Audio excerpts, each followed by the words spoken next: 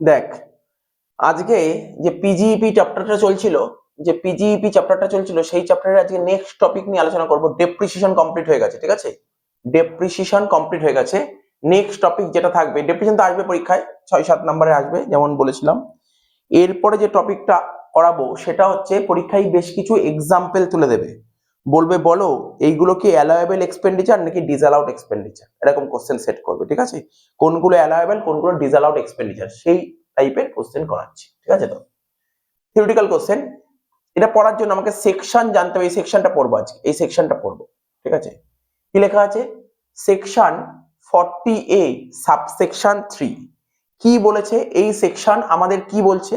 বলছে একদিনে, ঠিক আছে, কোনো একদিনে কাউকে যদি আমি 10,000 টাকার বেশি পেমেন্ট করি, ঠিক আছে, একদিনে কাউকে 10,000 টাকার বেশি পেমেন্ট করি, কি সে ক্যাশে, যদি একদিনে যদি আমরা কোনো পার্সনকে 10,000 টাকার বেশি ক্যাশে পেমেন্ট করি, তাহলে পুরো টাকাটা ডিসঅ্যালাউড হয়ে যাবে, যেটা এই সেকশনে বলেছে, ঠিক আছে? তাহলে কি বলেছে, রুল কি বলেছে এই সেকশনে? কি বলছে সেকশন 40A সাবসেকশন 3 আমাদের কি বলছে? একদিনে যদি কাউকে আমরা 10,000 টাকার বেশি পেমেন্ট করি, তাহলে পুরো টাকা ডিসঅ্যালাউড হয়ে যাবে। 10,000 টাকা, অ্যামাউন্টটা কি 10,000। এই জন্য সেকশন 40A সাবসেকশন 3 কি বলেছে? বলছে পেমেন্ট এক্সিডিং, মানে অতিরিক্ত কত, কার? 10,000, 35 পরে বলছি। কাউকে যদি একদিনে 10,000 টাকার বেশি পেমেন্ট করিস, কিসে? চেকে, অনলাইন, না ক্যাশে, একদিনে যদি কাউকে 10,000 টাকার বেশি পেমেন্ট করিস, সেক্ষেত্রে পুরো টাকাটাই ডিসঅ্যালাউড হয়ে যাবে, এটাকে অ্যালাউয়েবল খরচা বলবে না, ঠিক আছে?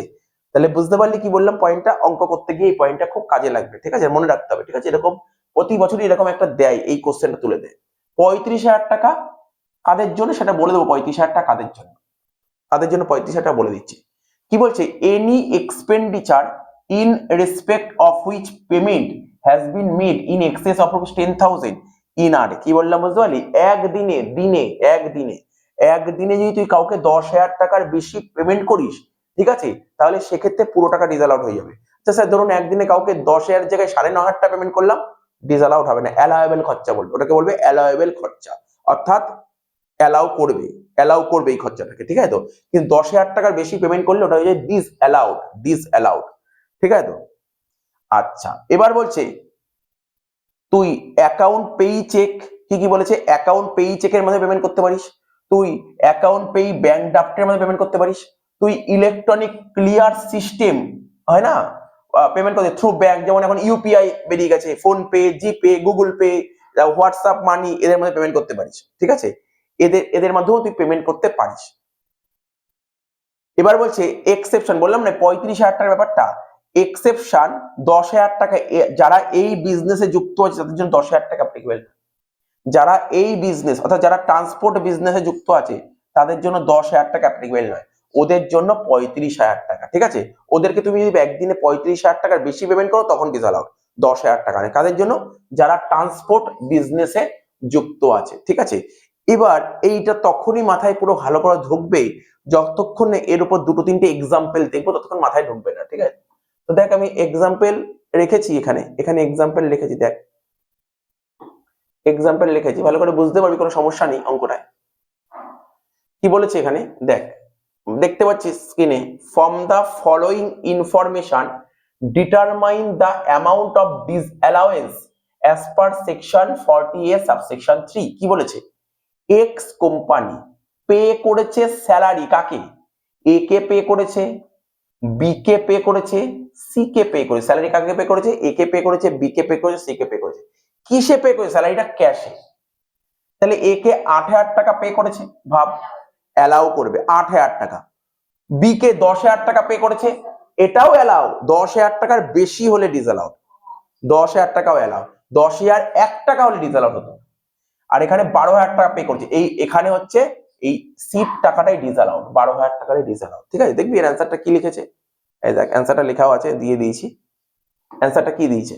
বলছে computation of disallowance of expenditure understand 40A subsection 3। কি বলছে? রুপিস 12,000, এখানে 12,000 টাকার কেসটাই তো বললাম ডিসঅ্যালাউড হবে। Being 100% of salary paid in cash to C will be disallowed, ঠিক আছে? ডিসঅ্যালাউড। তাহলে এটা তোকে মাথায় রাখতে হবে, ঠিক আছে, এটা মাথায় রাখতে হবে, এটা ডিসঅ্যালাউড হবে। ধর তুই তোর কোম্পানিতে অনেক স্টাফ কাজ করে, এক্স কাজ করে, এ কাজ করে, বি কাজ করে, সি কাজ করে, এ কে 8,000 টাকা দিয়েছিস, অ্যালাউ কর। অর্থাৎ আমরা যখন ফাইনাল অ্যাকাউন্ট করতাম, পিএল অ্যাকাউন্টে ডেবিটে লিখতাম না টু স্যালারি বলে, এখানে লিখতাম না টু স্যালারি বলে, বুঝতে পারছিস তো? সাপোজ ধর স্যালারি ধর যা খুশি থাকো, 1 লাখ 2 লাখ যা খুশি পিএল ডেবিট, ধর সাপোজ 1 লাখ টাকা লেখা আছে, নিচে অ্যাডজাস্টমেন্ট বলেছে, বলছে ধর কোনো অ্যাডজাস্টমেন্ট বলেছে যে যে তুমি সি কে স্যালারি দিয়েছো কোনো একদিন, মানে কোনো একদিনে, এরকম ভাবে তো থাকবে না অ্যাডজাস্টমেন্ট, বলছি জাস্ট সি কে স্যালারি দিয়েছি কোনো একদিন, ধর কত টাকা বলেছে এখানে, 12,000 টাকা, তাহলে ওই টাকাটা ডিসঅ্যালাউড করতে হবে। 10-এর মধ্যে হলে অ্যালাউড, কিন্তু দিনে বলছে, দিন একদিনে, একদিনে 10,000 টাকা অব্দি অ্যালাউ, 10,000 টাকার বেশি হলে ডিসঅ্যালাউড। তাহলে এখানে সি কে পেমেন্ট করেছি কত টাকা, 12,000 টাকা, পুরোপুরি ডিসঅ্যালাউড হয়ে যাবে, ঠিক আছে তো? নেক্সট কি বলেছে দেখ, সেকেন্ড কোশ্চেন কি বলেছে, jet company purchase goods, jet company goods কিনেছে, কিসে, ধারে কিনেছে গুডস, ধারে, যাতে ধারে গুডস কিনে তাদেরকে সাপ্লায়ার বা ক্রেডিটার্স বলে। 1 লাখ টাকার গুডস ধারে কিনতেই পারি, 1 লাখ টাকার গুডস, তো যার থেকে ধারে গুডস কিনি তাকে পেমেন্ট করতে হবে তো। এবার পেমেন্টটা কিভাবে করেছি, ওকে যে পেমেন্ট করেছি 1 লাখ টাকা, কিভাবে পেমেন্ট করেছি, বলছে 9,000 টাকা ক্যাশ দিয়েছি, কোনো সমস্যা নেই, 9,000 টাকা ক্যাশ দিয়েছি, 30,000 টাকা ক্রস চেক দিয়েছি, 30,000 টাকা ক্রস চেক দিয়েছি, ঠিক আছে তো? আমি যে এইমাত্র নোট বললাম, এখানে কিন্তু ক্রস চেকের কথা কোথাও বলা নেই, এখানে অ্যাকাউন্ট পেই চেকের মধ্যে পেমেন্ট করতে পারি, account payee, bank draft, electronic clear system, এইগুলোর মধ্যে পেমেন্ট করতে পারি, কিন্তু ক্রস চেকের কথা কোথাও বলা নেই, ক্রস চেকের কথা বলা নেই, ঠিক আছে তো? আর বলছে 61,000 টাকা পে করেছি অ্যাকাউন্ট পেই চেক, অ্যাকাউন্ট পেই চেক আছে এখানে, দেখ দেখ অ্যাকাউন্ট পেই চেক আছে, কোথায় গেল, এই দেখ অ্যাকাউন্ট পেই চেক আছে। তাহলে এর অ্যান্সারটা কি হবে, কত টাকা ডিসঅ্যালাউড হবে, দেখ কি করেছে অ্যান্সারটা দেখে নে, এখানে দেখ কি লিখেছে, দেখ কি লিখেছে অ্যান্সারটা, বলছে দেখ কি লিখেছে, বলছে নোটিং উইল বি ডিসঅ্যালাউড, ঠিক আছে, out of the payment 9,000 cash as the payment does not exit 10,000 টাকা। ও এটা নোটিং হবে, এটা বানানটা ভুল লিখেছে, এটা নাথিং হবে, এটা নাথিং হবে, নোটিং ভুল লিখেছে, নাথিং হবে, বলছে নাথিং উইল বি ডিসঅ্যালাউড, ঠিক আছে? এই যে ধর ক্রেডিটার্স এর থেকে 1 লাখ টাকার গুডস ধারে কিনেছি, ওকে তো পেমেন্ট করতে হবে, ওকে প্রথমে 9,000 টাকা ক্যাশ পেমেন্ট করছে, এটা কি ডিসঅ্যালাউড হওয়ার কথা না, এটা তো অ্যালাউয়েবল খরচা, তাই এটা লিখেছে, এটা ডিসঅ্যালাউড হবে না, কেন, 10,000 টাকা ক্রস করেনি। তারপরটা 30,000 টাকা ডিসঅ্যালাউড হবে, কারণ পেমেন্ট করেছি কিসের মধ্যে, ক্রস চেকের মধ্যে পেমেন্ট করেছি, ক্রস চেকের মধ্যে পেমেন্ট করেছি, ডিসঅ্যালাউড হবে কারণ ক্রস চেকের কথা বলা নেই ওখানে, ঠিক আছে, 10,000 টাকার বেশি আছে। এবার কি বলেছে, 41,000 টাকা উইল বি অ্যালাউড, এই পেমেন্টটা করেছি কিসের মাধ্যমে, অ্যাকাউন্ট পেই চেকের মাধ্যমে, ঠিক আছে, অ্যাকাউন্ট পেই চেকের মাধ্যমে আমি তোর পেমেন্ট করেছি। কোনটা, কত লেখা চলে যায়নি এখানে দেখ, আচ্ছা 61,000 টাকা, ঠিক আছে তো? তো এই বলে দিয়েছে, এই নিয়মগুলো তোকে মাথায় রাখতে হবে, ঠিক আছে? এবার এর কিছু এক্সেপশন আছে, এক্সেপশন গুলো কি বলেছে জাস্ট দেখে দেখিয়ে দিচ্ছি কি বলছে। এক্সেপশন রুল 6 তে কি বলা আছে, এসএসসি যদি কোনো ব্যাংক বা কোনো মানে যারা লোন দেয় এরকম সংস্থা, যেমন reserve bank of India, government, non government bank, cooperative bank, LIC ইত্যাদি জায়গায় 10,000 এর বেশি ক্যাশে পেমেন্ট করে, 10,000 এর বেশি ক্যাশে পেমেন্ট করে, তাহলে ছাড় পাওয়া যায়, ছাড় মানে ডিডাকশন পাওয়া যায়। কি বললাম বুঝলি, এক্সেপশনটা কি বলেছে ভালো করে বোঝ, কিন্তু আমি কি বললাম, একদিনে যদি তুই কোথাও কাউকে 10,000 টাকার বেশি পেমেন্ট করিস তাহলে ডিসঅ্যালাউড হয়ে যায়, কিন্তু কাদের জন্য, কি বলেছে, তুই যদি একদিনে এলআইসি কে টাকা দিস, কোঅপারেটিভ ব্যাংকে টাকা দিস, ঠিক আছে, রিজার্ভ ব্যাংকে টাকা দিস, গভর্নমেন্ট নন গভর্নমেন্ট ব্যাংকে, অনেকে আজকে টাকা আছে, টাকা নিয়ে গিয়ে ব্যাংকে গিয়ে টাকা জমা করলি, ঠিক আছে তো, এটা করতে পারিস, এইটার জন্য ঠিক আছে, এর জন্য কোনো নিয়ম নেই, এটা এক্সেপশনাল কেস, ঠিক আছে? অর্থাৎ এখানে বলতে চাইছি, তুই যদি রিজার্ভ ব্যাংকে টাকা জমা this, government non government bank, cooperative bank, LIC, এখানে যদি 10,000 টাকার বেশি ক্যাশে পেমেন্ট করিস তাহলে তুই ছাড় পাবি, ঠিক আছে? কিন্তু নর্মাল কেসে কি হচ্ছিল, ছাড় পাওয়া যাচ্ছিল না, 10,000 টাকার বেশি হলে ডিসঅ্যালাউড, এখানে ডিসঅ্যালাউডের কথা বলেনি। তারপর বলছে সেন্ট্রাল এবং স্টেট গভর্নমেন্টকে ডাইরেক্ট ট্যাক্স, মানে কি আজকে ধর আমি ইনকাম করছি, গভর্নমেন্টকে ট্যাক্স দিতে হবে, ডাইরেক্ট ট্যাক্স, ঠিক আছে তো? তারপর উৎপাদন শুল্ক কি ইংরেজিতে বলে এক্সাইজ ডিউটি, ঠিক আছে তো, ঠিক আছে তো? তারপর যে তোর কাস্টম ডিউটি, ঠিক আছে, রেল রেল ভাড়া যেটাকে বলে, রেল ভাড়া, রেল ফেয়ার, সেলস ট্যাক্স, এখন জিএসটি হয়েছে, ঠিক আছে, এখানে যদি তুই 10,000 টাকার বেশি পেমেন্ট করতেই হবে, 10,000 টাকার বেশি পেমেন্ট করতে হতেই পারে, তাহলে কি তুই ছাড় পাবি না? অবশ্যই ছাড় পাবো, তাহলেও ছাড় পাবো, এটা হচ্ছে এক্সেপশনাল কেস, এইগুলো হচ্ছে এক্সেপশনাল কেস, ঠিক আছে? এক্সেপশনাল কেসটা তোকে দেখে রাখতে হবে, এক্সেপশনাল কেস, ঠিক আছে? তো তাহলে এটা হচ্ছে, তাহলে মেনলি এখান থেকে যে আসে সেকশন 40A, কি বললাম, সেকশন 40A সাবসেকশন 3 তে কি বলেছে, তুমি যদি একদিনে কাউকে 10,000 টাকার বেশি পেমেন্ট করো, ঠিক আছে, তাহলে ডিসঅ্যালাউড হয়ে যাবে, কিন্তু ট্রান্সপোর্ট বিজনেসের জন্য 35,000 টাকা। আচ্ছা, আর এক্সেপশন, দুটো এক্সেপশন বলে দিলাম, এটাও একটু দেখে রাখিস। নেক্সট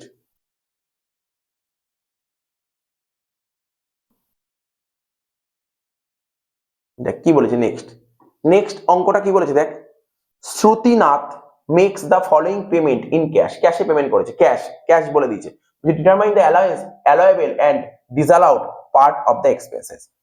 তুই শ্রুতিনাথ একটা বাড়ি কিনেছে, কত, 5 লাখ টাকা দিয়ে বাড়ি কিনেছে, এবং পুরো বাড়িটা পেমেন্ট করেছে ক্যাশ টাকা দিয়ে, বল এটা কি হবে? না, সেটা ডিসঅ্যালাউড অ্যালাউড সেটা প্রশ্ন নয়, ভালো করে বোঝ।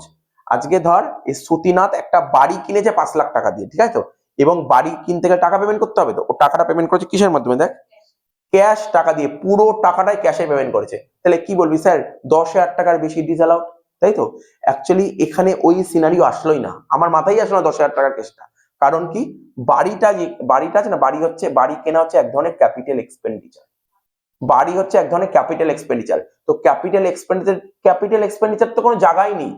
আজকে তুই বল, অ্যাকচুয়ালি এই জিনিসটা শিখছিস কেন জানিস, এই যে এই কনসেপ্ট গুলো এখন কেন শিখছিস আজকে ক্লাসটা?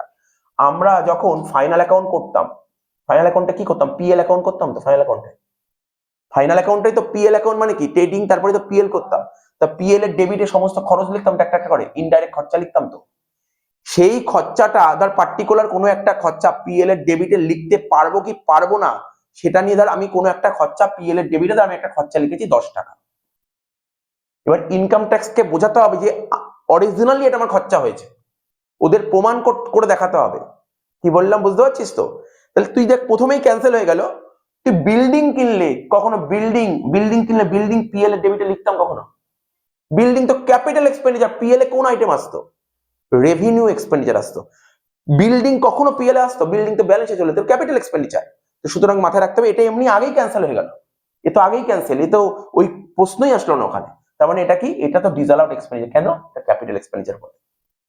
এবার কি বলছে, হি পেড স্যালারি, তুই স্যালারি পে করেছিস কাকে, তোর এমপ্লয়ীদের স্যালারি পে করেছিস কত, 30,000 টাকা। অবশ্যই, তো স্যালারি পে করলে আমরা কোথায় লিখি, ডেবিটে লিখি 30,000 টাকা, তোর স্যালারি বলে 30,000 টাকা ক্যাশে। আমি কি বলেছি, ধরে নিচ্ছি এটা একদিনে পেমেন্ট করছি, তাহলে একদিনে 10,000 টাকার বেশি পেমেন্ট করলে কি হয়, ডিসঅ্যালাউড হবে এটা, ঠিক আছে? এটা প্রশ্ন উঠলো কেন, স্যালারি তো রেভিনিউ। তো অ্যাকচুয়ালি এই চ্যাপ্টারটা খুব ইন্টারেস্টিং চ্যাপ্টার, অনেক বোঝার চ্যাপ্টার, মুখস্থ করার চ্যাপ্টার নেই কিছু। আচ্ছা দেখ, এটা হলো, তার মানে আমি তোকে 40A সাবসেকশন 3 মোটামুটি ভাবে পড়লি, তাই তো? এটা খুব ইম্পর্টেন্ট, এই সেকশনটা খুব ইম্পর্টেন্ট, আমাদের পরীক্ষার দিক থেকে দেখতে চাইলে এটা কিন্তু খুব ইম্পর্টেন্ট এই সেকশনটা। রুলটা মাথায় রাখতে, রুল।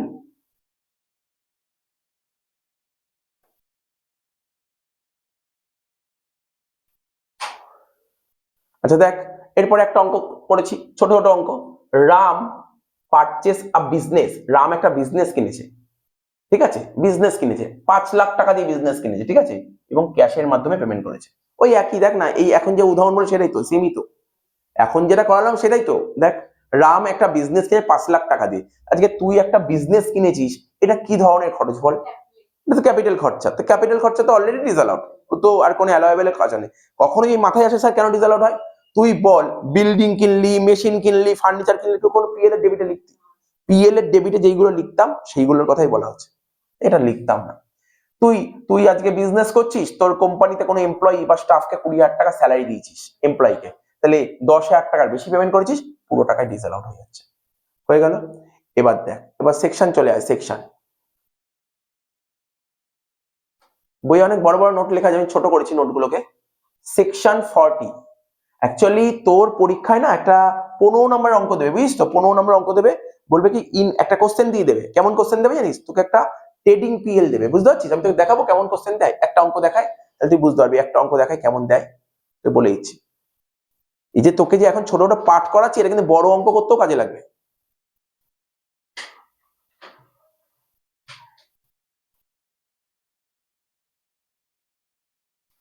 দেখতে পাচ্ছি একটা অঙ্ক দেখতে পাচ্ছিস, সাপোজ আমি অঙ্কটা করাচ্ছি না, দেখ দেখ, জাস্ট এমনি এখানে দেখ না, বোর্ডে দেখ না, আমাদের দেখতে বই খুলতে হবে না, এখন বই তো পরে খুলবো, বইয়ের অঙ্ক পরে করবো।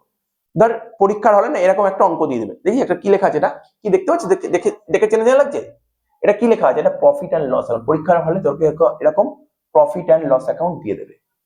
এবার নিচে কিছু অ্যাডজাস্টমেন্ট দিয়ে দেবে, এরকম ধর কিছু অ্যাডজাস্টমেন্ট দিয়ে দেবে, ঠিক আছে তো, এরকম কিছু অ্যাডজাস্টমেন্ট দিয়ে দিচ্ছে, 4টে অ্যাডজাস্টমেন্ট দিয়ে দিল, 5টা দিয়ে দিল, বললো কি তুমি ইনকাম ফ্রম বিজনেস বের করে দাও, ঠিক আছে তো।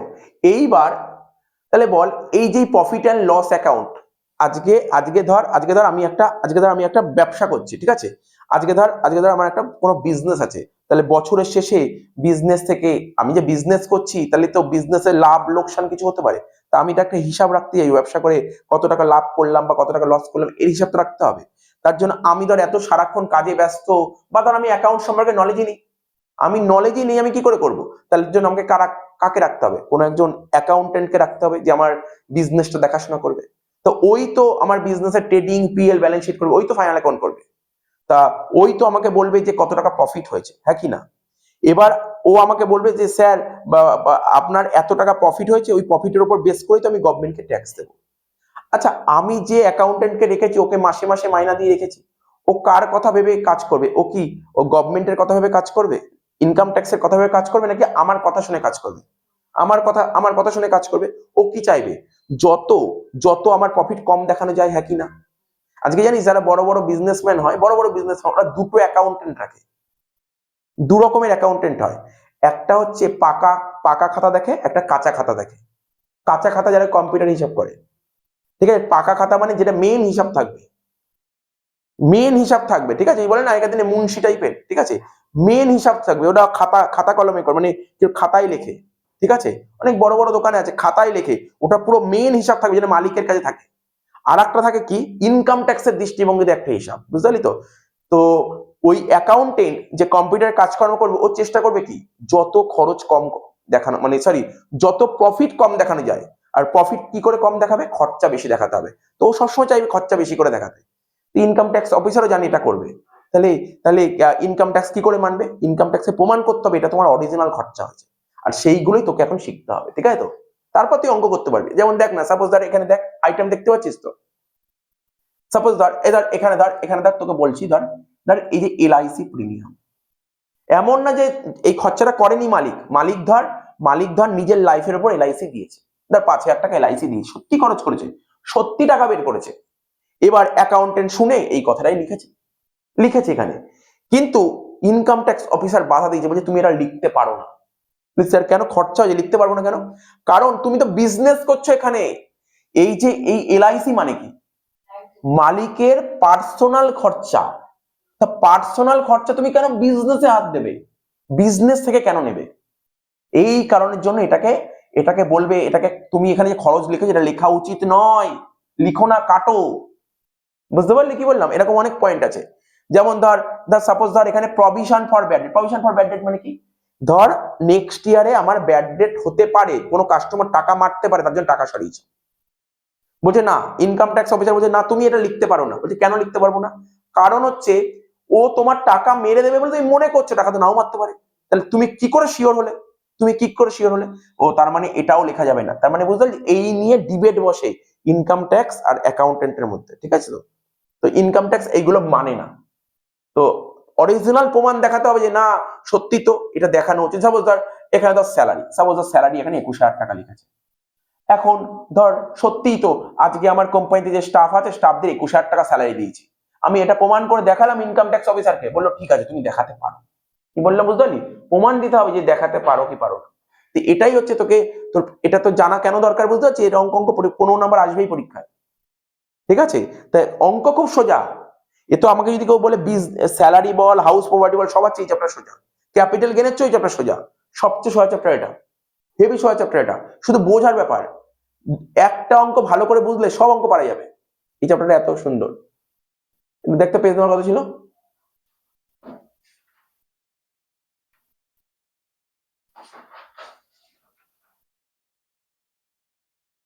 এই তো পেয়ে গেছি 189 বা তোদের 187 পাতা। দেখ ভালো করে বুঝবি কিন্তু, হ্যাঁ একটু মন দিয়ে শুনবি। এই সেকশন 40 তে আমাদের কি বলেছে, আমাদের পিজিপি সেকশন হচ্ছে, পিজিপি সেকশন কত বলেছিলাম জানিস, মনে আছে? 28 থেকে 44, একই না? তার মধ্যে কি কি সেকশন তোদের পড়েছি? 32 পড়েছি, ডেপ্রিসিয়েশন। আর কিছুক্ষণ আগে পড়ালাম 40 সেকশন 40 সাবসেকশন 40A সাবসেকশন 3 পড়িয়েছি। এবার দেখ কি পড়বো, আজকে পড়বো 40 নম্বর সেকশনটা। ওই যে তোকে বলছিলাম না, এই যে অ্যাকাউন্টেন্ট তো পিএল অ্যাকাউন্টের ডেবিটে প্রচুর খরচা লিখেছে, প্রচুর অনেক খরচা লিখেছে, পিএল অ্যাকাউন্টের ডেবিট দিকে প্রচুর খরচা লিখেছে, ঠিক আছে, পিএল অ্যাকাউন্টের ডেবিটে প্রচুর খরচা লিখেছে। এবার দেখ কোন কোন খরচা তুই লিখতে পারবি না সেইগুলো বলেছে, এই খরচাগুলো লেখা যায় না। কেমন? সেকশন 40A সাবসেকশন 1 কি বলছে? Interest, royalty, fees, technical service paid outside India. অর্থাৎ তুই ফরেনে কাউকে ইন্টারেস্ট পে করছিস, ফরেনে কাউকে রয়্যালিটি পে করছিস, ফিস পে করছিস, টেকনিক্যাল সার্ভিস মানে ফিস পে করে টেকনিক্যাল সার্ভিস দিয়ে তার জন্য ফিস পে করছিস, এগুলো পে করছিস। বলছে এইগুলোকে ইন্ডিয়ান গভর্নমেন্ট মানে ইনকাম ট্যাক্স ডিসঅ্যালাউড করে দেবে যদি তুই না টিডিএস দিস। আগের দিন বলেছিলাম মনে পড়ে, হাউস ওয়ার্টি করার সময় টিডিএস এর একটা গল্প বলছিলাম। আজকে ধর আমি বিদেশে কারোর থেকে লোন নিলাম বাড়ি করার জন্য, ঠিক আছে, তাহলে কি হবে, লোনের উপর তো তাকে ইন্টারেস্ট দিতে হবে, ইন্টারেস্ট দিতে হলে কি করতে হবে, ইন্ডিয়ান গভর্নমেন্ট বলেছে ওই লোনের উপর যে ইন্টারেস্ট তুমি টিডিএস কেটে আমাকে দাও, বাকি টাকা ওকে দাও। বলেছিলাম না, যদি টিডিএস না কাটিস তাহলে ডিসঅ্যালাউড, ঠিক আছে, এটা মাথায় রাখতে হবে, বলেছিলাম কিন্তু আগে। স্যালারি পেবেল আউটসাইড ইন্ডিয়া, তুই স্যালারি পে করছিস ভারতবর্ষের বাইরে কাউকে, উইদাউট টিডিএস, তুই টিডিএস কাটিসনি, টিডিএস কাটলে অ্যালাউ। টিডিএস সিম্পল ব্যাপার, আজকে বিদেশের কাউকে তুই স্যালারি পে করছিস, ও কাজটা করলো আমার দেশের কাজ করলো, তাহলে আমার দেশে কাজ করলে আমার দেশে তো ট্যাক্স পাওয়ার কথা, ট্যাক্স কেটে যদি তুই দেশে পাঠাস তাহলে এটা অ্যালাউয়েবল খরচা, ঠিক আছে, ট্যাক্স না কাটলেই ডিসঅ্যালাউড, ঠিক আছে। তো ইনকাম ট্যাক্স পেড একই রকম ভাবে ইনকাম ট্যাক্স পে করলে, ঠিক আছে, ইনকাম ট্যাক্স পেড বলছে ডিসঅ্যালাউড, ইনকাম ট্যাক্স পার্সোনাল খরচা তো ডিসঅ্যালাউড, কিন্তু প্রফেশনাল ট্যাক্স এটা অ্যালাউ, ঠিক আছে। তো তারপর এক্সেস পেমেন্ট টু রিলেটিভ, এটা বুঝলাম না। দেখ আজকে ধর আমি ব্যবসা করছি, আজকে আমার ফ্যামিলির কাউকে আমি আমার বিজনেসে রাখতেই পারি, আজকে ধর আমার ফ্যামিলির কোনো একজন লোককে, কোন পরিচিত কাউকে আমি ওকে অ্যাকাউন্টেন্ট হিসেবে রাখতেই পারি, না রাখার কোনো ব্যাপার নেই, রাখতেই পারি। এবার ধর ওর যেই কাজ সেই কাজ অনুযায়ী হয় 30,000 টাকা স্যালারি হওয়ার কথা, কিন্তু আমার পরিচিত বলে ওকে আমি 40,000 টাকা স্যালারি দিচ্ছি, বলছে না এটা হবে না, এটা করা যাবে না, অরিজিনাল কত 30টাই দেখাতে হবে। কি বললাম বুঝতে পারলি? এখানে লেখা আছে এক্সেস পেমেন্ট টু রিলেটিভ ডিসঅ্যালাউড, বুঝতে হবে। তারপর অ্যালাউড অনলি অ্যাকচুয়াল পেমেন্ট, এটার উপর আমি স্পেশালি অঙ্ক করাবো কিছুক্ষণের মধ্যে অঙ্ক করাচ্ছি, ঠিক আছে, স্পেশালি এক্ষুনি অঙ্ক করাবো, ঠিক আছে। অ্যালাউড অনলি অ্যাকচুয়াল পেমেন্ট, ঠিক আছে, অ্যাকচুয়াল পেমেন্ট, এটার উপর আমি অঙ্ক করাবো। এখানে সেকশনে কি বলেছে আমি তোকে মুখেও বলে দিতে পারি, কিচ্ছু নেই মুখে বলবো, তার আগে আমি অঙ্ক দিয়ে বোঝাই, ঠিক আছে, অঙ্ক দিয়ে বোঝাই। কোথায় আছে অঙ্কটা? হ্যাঁ দাঁড়া আমি বের করছি, অঙ্ক বের করে রেখেছি। 43B আমি ডাইরেক্ট রুল না পড়িয়ে অঙ্ক দিয়ে রুলটা বোঝাবো, দাঁড়া ডেপ্রিসিয়েশনের অঙ্কগুলো যে করলাম আগের দিন তারপরেই আছে।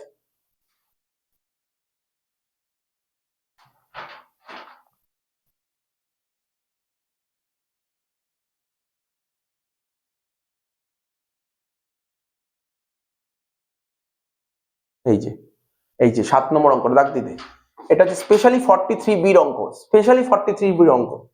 সেকশন 43 সেকশন 43B, বি হচ্ছে ক্যাপিটাল বি অঙ্ক, ঠিক আছে, স্পেশালি এই অঙ্কটা ভালো করে জানতে হবে তোকে, ঠিক আছে। তো কি বলছে, রোজি লিমিটেড, কি লিখেছে লিখিস তো, কি লেখা আছে, Rosy limited maintain its books of account, ঠিক আছে, বলছে due date furnishing the return of income. আজকে আমি একজন ইন্ডিভিজুয়াল, তার মানে আমি তো একজন ইন্ডিভিজুয়াল, তাহলে আমি যে প্রতি বছর ইনকাম করছি আমাকে কিন্তু অবশ্যই রিটার্ন ফাইল করতে হবে, বুঝিস কি বলছি, রিটার্ন ফাইল। আজকে আমি একটা ইন্ডিভিজুয়াল, ঠিক আছে, আমাকে কিন্তু রিটার্ন ফাইল করতে হয়, ঠিক আছে, যারা আর্নিং পার্সন তাদের প্রতিটা মানুষকে কিন্তু রিটার্ন ফাইল করতে হয়। পরের সেমিস্টারে শিখবি কাদের রিটার্ন ফাইল করা দরকার, কাদের দরকার রিটার্ন ফাইল শিখবি পরের সেমিস্টারে, ঠিক আছে। তো তো ধর আজকে আমি একজন ইন্ডিভিজুয়াল, আমার একটা নির্দিষ্ট ইনকাম আছে, যেই ইনকামটা ক্রস করলেই কিন্তু রিটার্ন ফাইল করতে হয়, ঠিক আছে। তো আমাদের দেশে কোনো পার্সন যদি তার ইনকাম যদি 2.5 লাখ টাকা ক্রস করে তাকে রিটার্ন ফাইল করতে হবে। আমার ইনকাম 2.5 লাখ টাকা ক্রস হয় প্রতি বছর, তাহলে আমাকে রিটার্ন ফাইল করতে হয়, ঠিক আছে। এবার কোনো ইন্ডিভিজুয়ালের রিটার্ন ফাইল করার একটা ডেট আছে, কবে? 31শে জুলাই, প্রতি বছর 31শে জুলাই রিটার্ন ফাইল করতে হয়, 31শে জুলাইয়ের মধ্যে রিটার্ন ফাইল করতে হয় প্রতি বছর, 31শে জুলাই রিটার্ন ফাইল করতে হয়। কাদের জন্য? আমার ইন্ডিভিজুয়াল, যে কোনো ইন্ডিভিজুয়াল, সে তো শাহরুখ খানও 31 জুলাইয়ের মধ্যে করবে, বিরাট কোহলিও করবে 31 জুলাই, মানে 31 জুলাইয়ের মধ্যেই রিটার্ন ফাইল করতে হবে ইন্ডিভিজুয়ালের জন্য। কিন্তু কোম্পানির জন্য এই নিয়ম নয়, কোম্পানির জন্য আলাদা, কোম্পানির জন্য অক্টোবর, একমাত্র ইন্ডিভিজুয়ালের জন্য বললাম। আর কোম্পানির জন্য কত তারিখ? 31 অক্টোবর। এইগুলো তো এখানে তো তোকে বলে দিয়েছে, এটা তো এখানে অঙ্কে বলে দিয়েছে, তুই এর পরের সেমিস্টারে এইগুলো থিওরি আসবে, 1 নম্বরে থিওরি দেবে এগুলো, ঠিক আছে তো? তাহলে কি বললাম? রিটার্ন ফাইল করার মানে কোম্পানি রিটার্ন ফাইল করার ডিউ ডেট কবে? 31 অক্টোবরের মধ্যে রিটার্ন ফাইল করতে হবে, ঠিক আছে? রিটার্ন ফাইল তো করতেই হবে, যে প্রতিটা মানুষ ইনকাম করলে কিন্তু রিটার্ন ফাইল করতেই হয়, রিটার্ন ফাইল না করলে তো ফাইন লাগবে। আজকে যদি আমি রিটার্ন ফাইল না করি আমাকে ফাইন দিতে হবে, 1000 থেকে 5000 টাকা পর্যন্ত ফাইন আছে রিটার্ন ফাইল না করলে। রিটার্ন ফাইল করা উচিত, তোমার যদি রিটার্ন ফাইলের আওতায় পড়ো তোমাকে রিটার্ন ফাইল করতে হবে, রিটার্ন ফাইল না করলে তোমাকে ফাইন দিতে হবে, ফাইন ভরতে হয়। এ 234 FA বলেছে এগুলো, এগুলো পরের সেমিস্টার ডিটেলসে জানবি, পুরো ডিটেলসে জানবি, ঠিক আছে তো? তো কোম্পানি রিটার্ন ফাইল করার ডিউ ডেট কবে বলেছে দেখ, কোম্পানি রিটার্ন ফাইল করার ডেট কবে বলেছে? 31 কত বলেছে দেখ, 31 অক্টোবর। আচ্ছা, of the relevant assessment year, the debit item of PL account এর ডেবিট দিকে, ঠিক আছে? for the year এটা কত? এটা না, এটা 25 করে দিই, এটা 25 করে দিই, ঠিক আছে? include the following in respect of which payment have been made different dates as mentioned below। ভালো করে বুঝবি কিন্তু, বলছে custom duty, custom duty, custom duty জানিস এটা হচ্ছে একটা খরচা, এটা হচ্ছে এক ধরনের ডিউটি। এই ডিউটি আমরা কোথায় লিখি জানিস তো? প্রফিট এন্ড লসের ডেবিটে লিখি, কাস্টম ডিউটি প্রফিট এন্ড লসের ডেবিটে লিখি, এটাই করি অ্যাকাউন্টস করার সময়, এটাই করতাম। কত দিয়েছে কাস্টম ডিউটি? 68,000। বলছে 28,000 টাকা ডিউটি, ভালো করে বুঝবি কিন্তু, এই 68,000 টাকার মধ্যে তুই 28,000 টাকা পে করেছিস ফেব্রুয়ারি 12, 2025-এ। কবে পে করেছিস? ফেব্রুয়ারি 12, 2025-এ। আর 40,000 টাকা পে করেছিস কবে? আগস্ট 22, 2025-এ। রুল কি বলছে এটা, এটা কি আমরা কি বুঝতে পারছি না। 43B কি বলেছে? 43B বলেছে তোমার রিটার্ন ফাইল করার ডেট কবে, রিটার্ন ফাইল করার ডেট কবে। এখানে তো বলে দিয়েছে, মনে রাখতে হবে। আমি যদি বললাম, বলে যদি নাও দেয়, কোম্পানি রিটার্ন ফাইল করার ডেট হচ্ছে 31 অক্টোবর, আর ইন্ডিভিজুয়াল রিটার্ন ফাইল করার ডেট হচ্ছে 31 জুলাই। তো রিটার্ন ফাইল করার ডেটের মধ্যে তোমাকে টাকা জমা করতে হবে। যদি রিটার্ন ফাইল করার ডেটের মধ্যে টাকা জমা করি তাহলে এই বছর অ্যালাউয়েবল। আচ্ছা, রিটার্ন ফাইল করার ধরুন আমি বলবো, এখানে উদাহরণে প্রচুর আছে, রিটার্ন ফাইল করার ডেট যদি ক্রস করে যায় তাহলে পরের বছর অ্যালাউয়েবল। বুঝিস নি কি বললাম? ধর সাপোজ ধর আমাদের প্রিভিয়াস ইয়ার কত, ভালো করে দেখবি কিন্তু, প্রিভিয়াস ইয়ার কত? 24-25।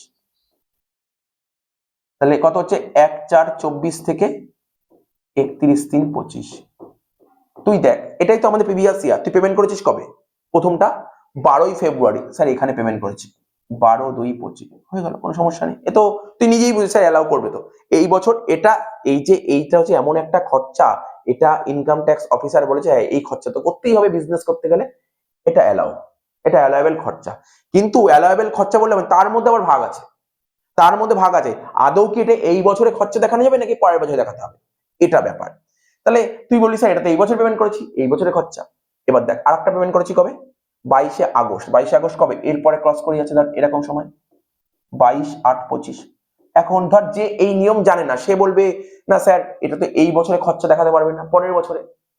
এখানে চলে আসলো 43B সেকশন। 43B কি বলছে? তুমি কার অঙ্ক করছো? না স্যার কোম্পানির অঙ্ক হচ্ছে। কোম্পানি রিটার্ন ফাইল করার ডেট কবে জানো?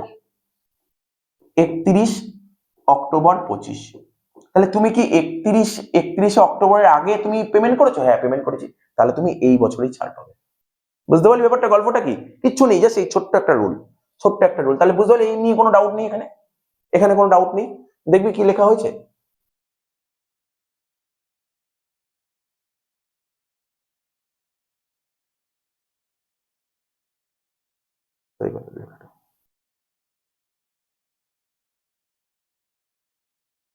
এই দেখ, এই অঙ্কটা তো, এই দেখ 8 পয়েন্টটা কি বলেছে?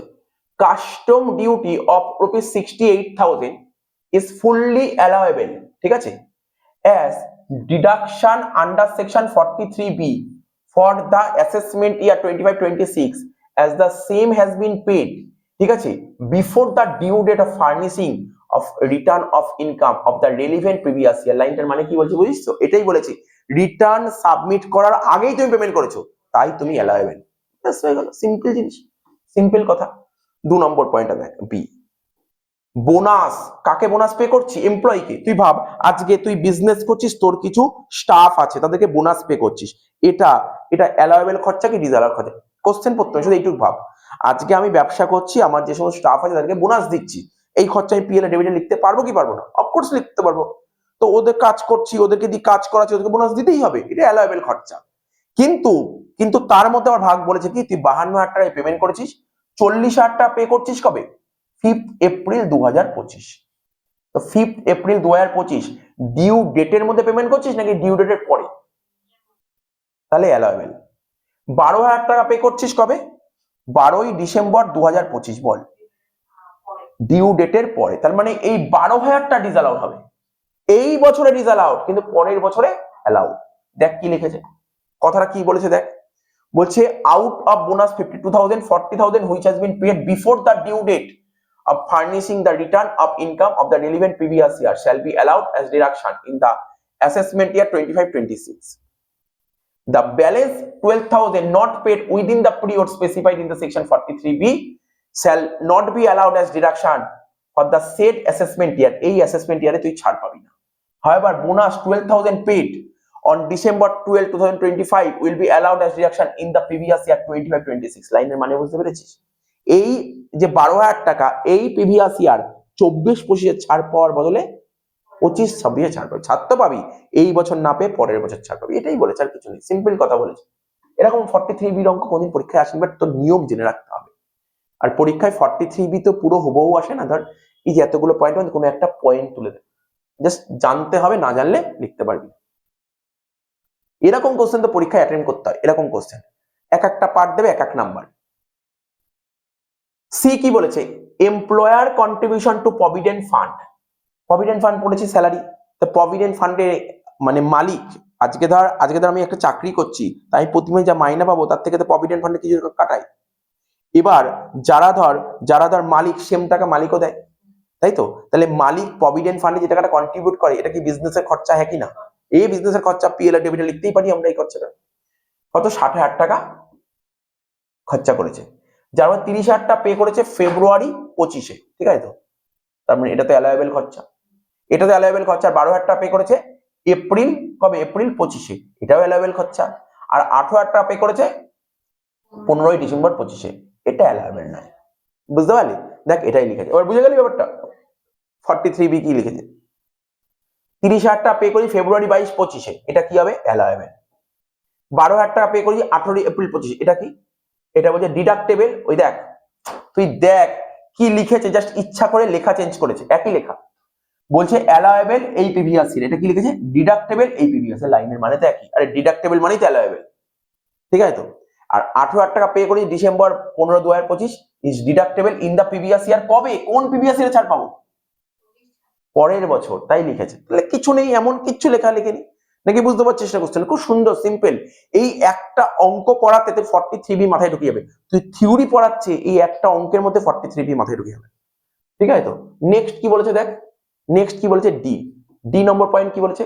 Interest of rupees 12,000 on loan taken from LICI। তুই LICI এর থেকে লোন নিয়েছিস, লোন নিয়ে তোকে ইন্টারেস্ট পে করতে হবে। পে করিস কবে? 15ই মে 2025-এ। কিসের মাধ্যমে? চেকের মাধ্যমে পেমেন্ট করিস, চেক। দেখ কি লিখেছে? Interest on loan taken from LICI paid before the due date of furnishing of return. ওই রিটার্ন অফ ইনকামের আগেই ইন্টারেস্ট পে করেছিস, তাই কি হয়ে যাবে? পুরোপুরি অ্যালাওয়েবল খরচা। বেশ, হয়ে গেল। এই জিনিস তোকে পড়িয়ে দিলাম। এবার দেখবো আর কি কি পড়তে হবে।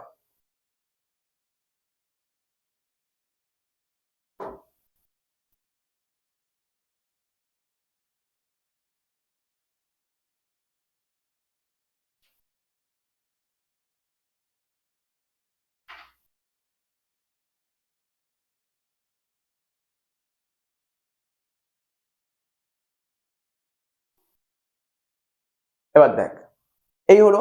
এবার দেখ সেকশন 37, এবার সেকশন 37 নিয়ে ডিসকাশন করব। সেকশন 37 সাবসেকশন 1 কি বলছে? এখানে কিছু জেনারেল ডিডাকশন আছে আর কিছু রেসিডুয়ারি ডিডাকশন আছে, ঠিক আছে? জেনারেল মানে কমন ডিডাকশন, কমন। আর রেসিডুয়ারি মানে অবশিষ্ট, এটাকে বলে না রিমেনিং ডিডাকশন, রেসিডুয়ারি।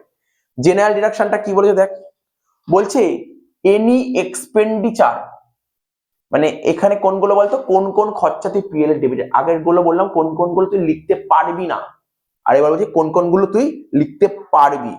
বলছে any expenditure which is not specifically provided in any provision of the act and fulfil following condition shall be allowed as deduction.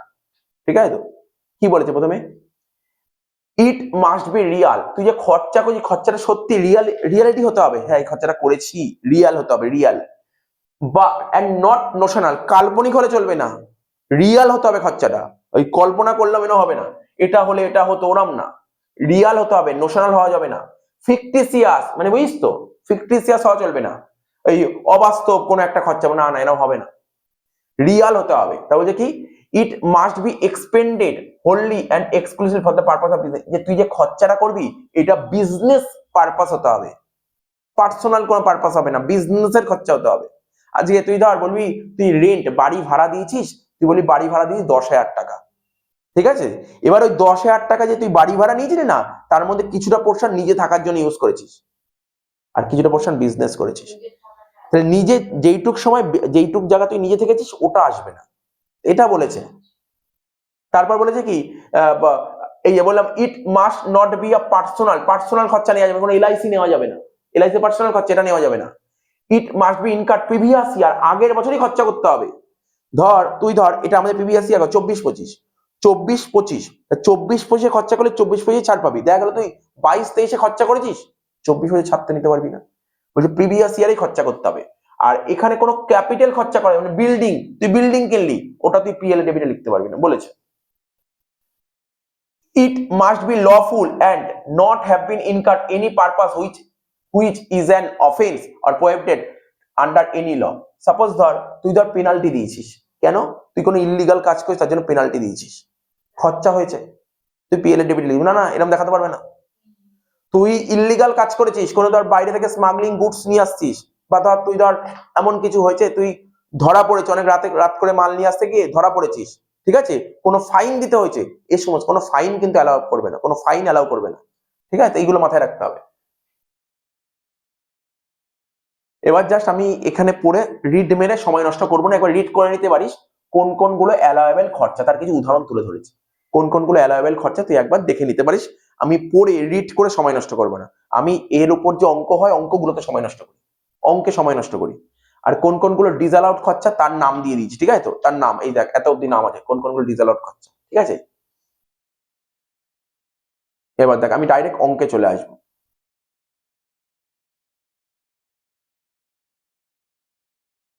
এই যে কোথায় গেল,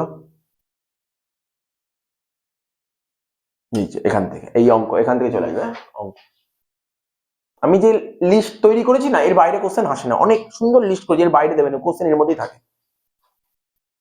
কি বলে দেখা একটা করে, এই কোশ্চেনটা কি, তোকে তোকে না তোর পরীক্ষায় এরকম দেখেছি আমরা, তার 5টা পয়েন্ট তুলে দেবে, 5টা পয়েন্ট বলে বলো কোন কোনগুলো অ্যালাউয়েবল খরচা, কোন কোনগুলো ডিসঅ্যালাউড খরচা, ব্যাস 5 নাম্বার এরকম থাকতে পারে, ধর 5 নাম্বার এখানে থাকলে শুনছিস তো, আর 5 নাম্বার ডেপ্রিসিয়েশন দিয়ে 5-5-10, বা ধর এরকমই থাকবে, বা ধর ওখানে ডেপ্রিসিয়েশন থাকলো 6 নাম্বার, এখানে 4 নাম্বার, এরকম থাকে কিন্তু কোশ্চেন, ঠিক আছে, খুব সুন্দর কোশ্চেন থাকে এগুলো, এগুলো খুব ইজি, এখানে মার্কস তুলতে হয়, এখানে মার্কস তুলতে হয়। দেখ কি বলেছে, amount spend on a successful suit a file against person for infringing trademark of the SSC 20,000, আমি অ্যান্সার পাশে লিখে দিয়েছি, ব্যাপারটা বুঝবি। আজকে আমি বিজনেস করছি, আমার নিজস্ব একটা ট্রেডমার্ক আছে, আমার কোনো একটা ট্রেডমার্ক জানিস তো, ট্রেডমার্ক পড়েছিস, ট্রেডমার্ক আছে, এবার আমার ট্রেডমার্কটা কেউ চুরি করেছে, চুরি করে তার হয়ে কাজ চালিয়েছে, এবার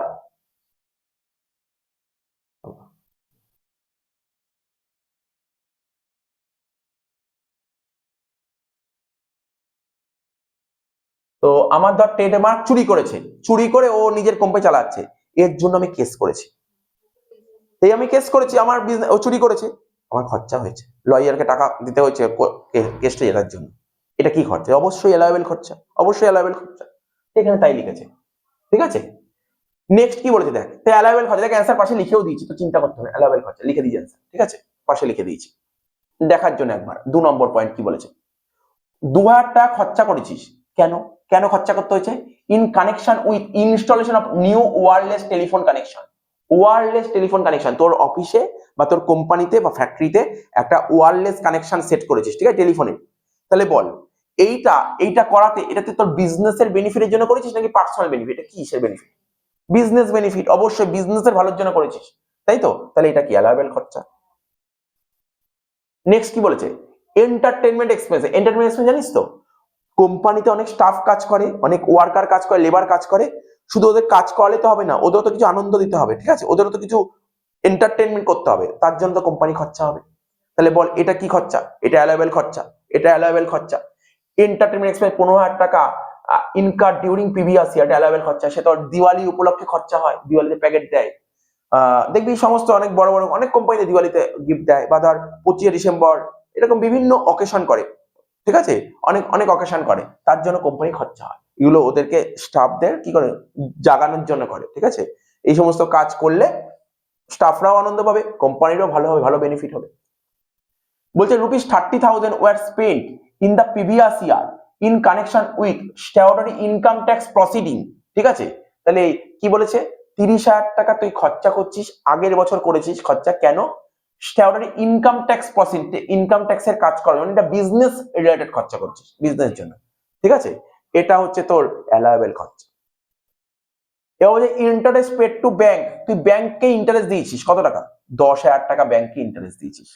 ইন কানেকশন উইথ, ঠিক আছে, ওভারড্রাফট অবটেইন পেইং ডিভিডেন্ড, মানে আজকে ধর একটা কোম্পানি, তো টাটা কোম্পানি বল, ওর ধর কোম্পানিতে প্রচুর প্রফিট করেছে, প্রফিট হলে তো শেয়ার হোল্ডারদের ডিভিডেন্ড দিতে হয়, তা ডিভিডেন্ড দিতে হলে টাকা লাগবে, ওর কাছে সাপোজ টাকা নেই এখন, তাহলে ও কি করলো, ব্যাংক ওভারড্রাফট নিয়েছে, ব্যাংকে যত টাকা ছিল তার থেকে অতিরিক্ত টাকা তুলে শেয়ার হোল্ডারদের ডিভিডেন্ড দিয়েছে, ঠিক আছে। আর ডিভিডেন্ড দিয়েছে, ব্যাংকের থেকে টাকা তুলেছে, ইন্টারেস্ট দিতে হবে, সেই ইন্টারেস্ট সব পিএল এর ডেবিটে লিখেছে, ইনকাম ট্যাক্স এটাকে অ্যালাউ করবে না, এটাকে অ্যালাউ করবে, এটা ডিসঅ্যালাউড, এটা ডিসঅ্যালাউড বলে দিয়েছে, এটা ডিসঅ্যালাউড। কিছু জিনিস পড়ে বোঝা যায়, আর কয়েকটা জিনিস তো রেয়ার, কয়েকটা জিনিস তোকে পড়তে হয়। নেক্সট কি বলেছে, মিস্টার এক্স পারচেস গুডস, ঠিক আছে, মিস্টার এক্স গুডস কিনেছে কত টাকা দিয়ে? 35,000 টাকা দিয়ে গুডস কিনেছে, কার থেকে? ওয়াই থেকে গুডস কিনেছে, এগেইনস্ট ওয়ান বিল, একটা বিলেই গুডস কিনেছে, বাট যখন পেমেন্ট করছে, এটা কোন সেকশন দিয়ে জানিস? তোকে আজকে প্রথমেই এর সেকশনটা পড়ানো, কোন সেকশন পড়ানো বল? আজকে কোন সেকশনটা সবার প্রথম পড়ানো বল? সেকশন 40A সাবসেকশন 3 ছিল, মনে পড়ছে ওইটা। আজকে ধর আমি ওর থেকে কত টাকা দিয়ে ধারে গুডস কিনেছি বল, কত টাকা বলছে? 35,000 টাকা ধারে গুডস কিনেছি, একটাই বিল, কিন্তু যখন পেমেন্ট করা হচ্ছে না, ডিফারেন্ট বিল, একবারে পেমেন্ট করিনি, ভালো করে বোঝ। আজকে ধর ওর থেকে আমি 35,000 টাকা দিয়ে গুডস কিনেছি ধারে, বাট যখন পেমেন্ট করেছি, দুটো বিলে পেমেন্ট করেছি, দুটো বিলে। কটা বিলে পেমেন্ট করেছি? দুটো বিলে পেমেন্ট করেছি। কাকে? ওকে পেমেন্ট করেছি দুটো বিলে, একটা বিল 16,000 টাকা আর একটা বিল 19,000 টাকা। নিয়ম কি বলছে? জানিস তো? Different time on same date, একই দিনে পেমেন্ট করেছি, দুটো বিল মিলিয়ে যদি 10,000 টাকার বেশি হয়ে যায়, তাহলেই ডিসঅ্যালাউড। তো ইন্ডিভিজুয়াল দেখলেও তো 10,000 টাকার বেশি, ডিসঅ্যালাউড। বুঝতে পারলি কোনটা কি বলছে? নিয়ম কি বলেছিলাম? একদিনে যদি তুমি 10,000 টাকার বেশি পেমেন্ট করো, তাহলে ডিসঅ্যালাউড, ঠিক আছে। এবার ধর, তাহলে স্যার দুটো বিল মিলিয়ে ধরুন 10,000 টাকার বেশি, তাহলে তো ডিসঅ্যালাউড হবেই, ঠিক আছে তো? কেন?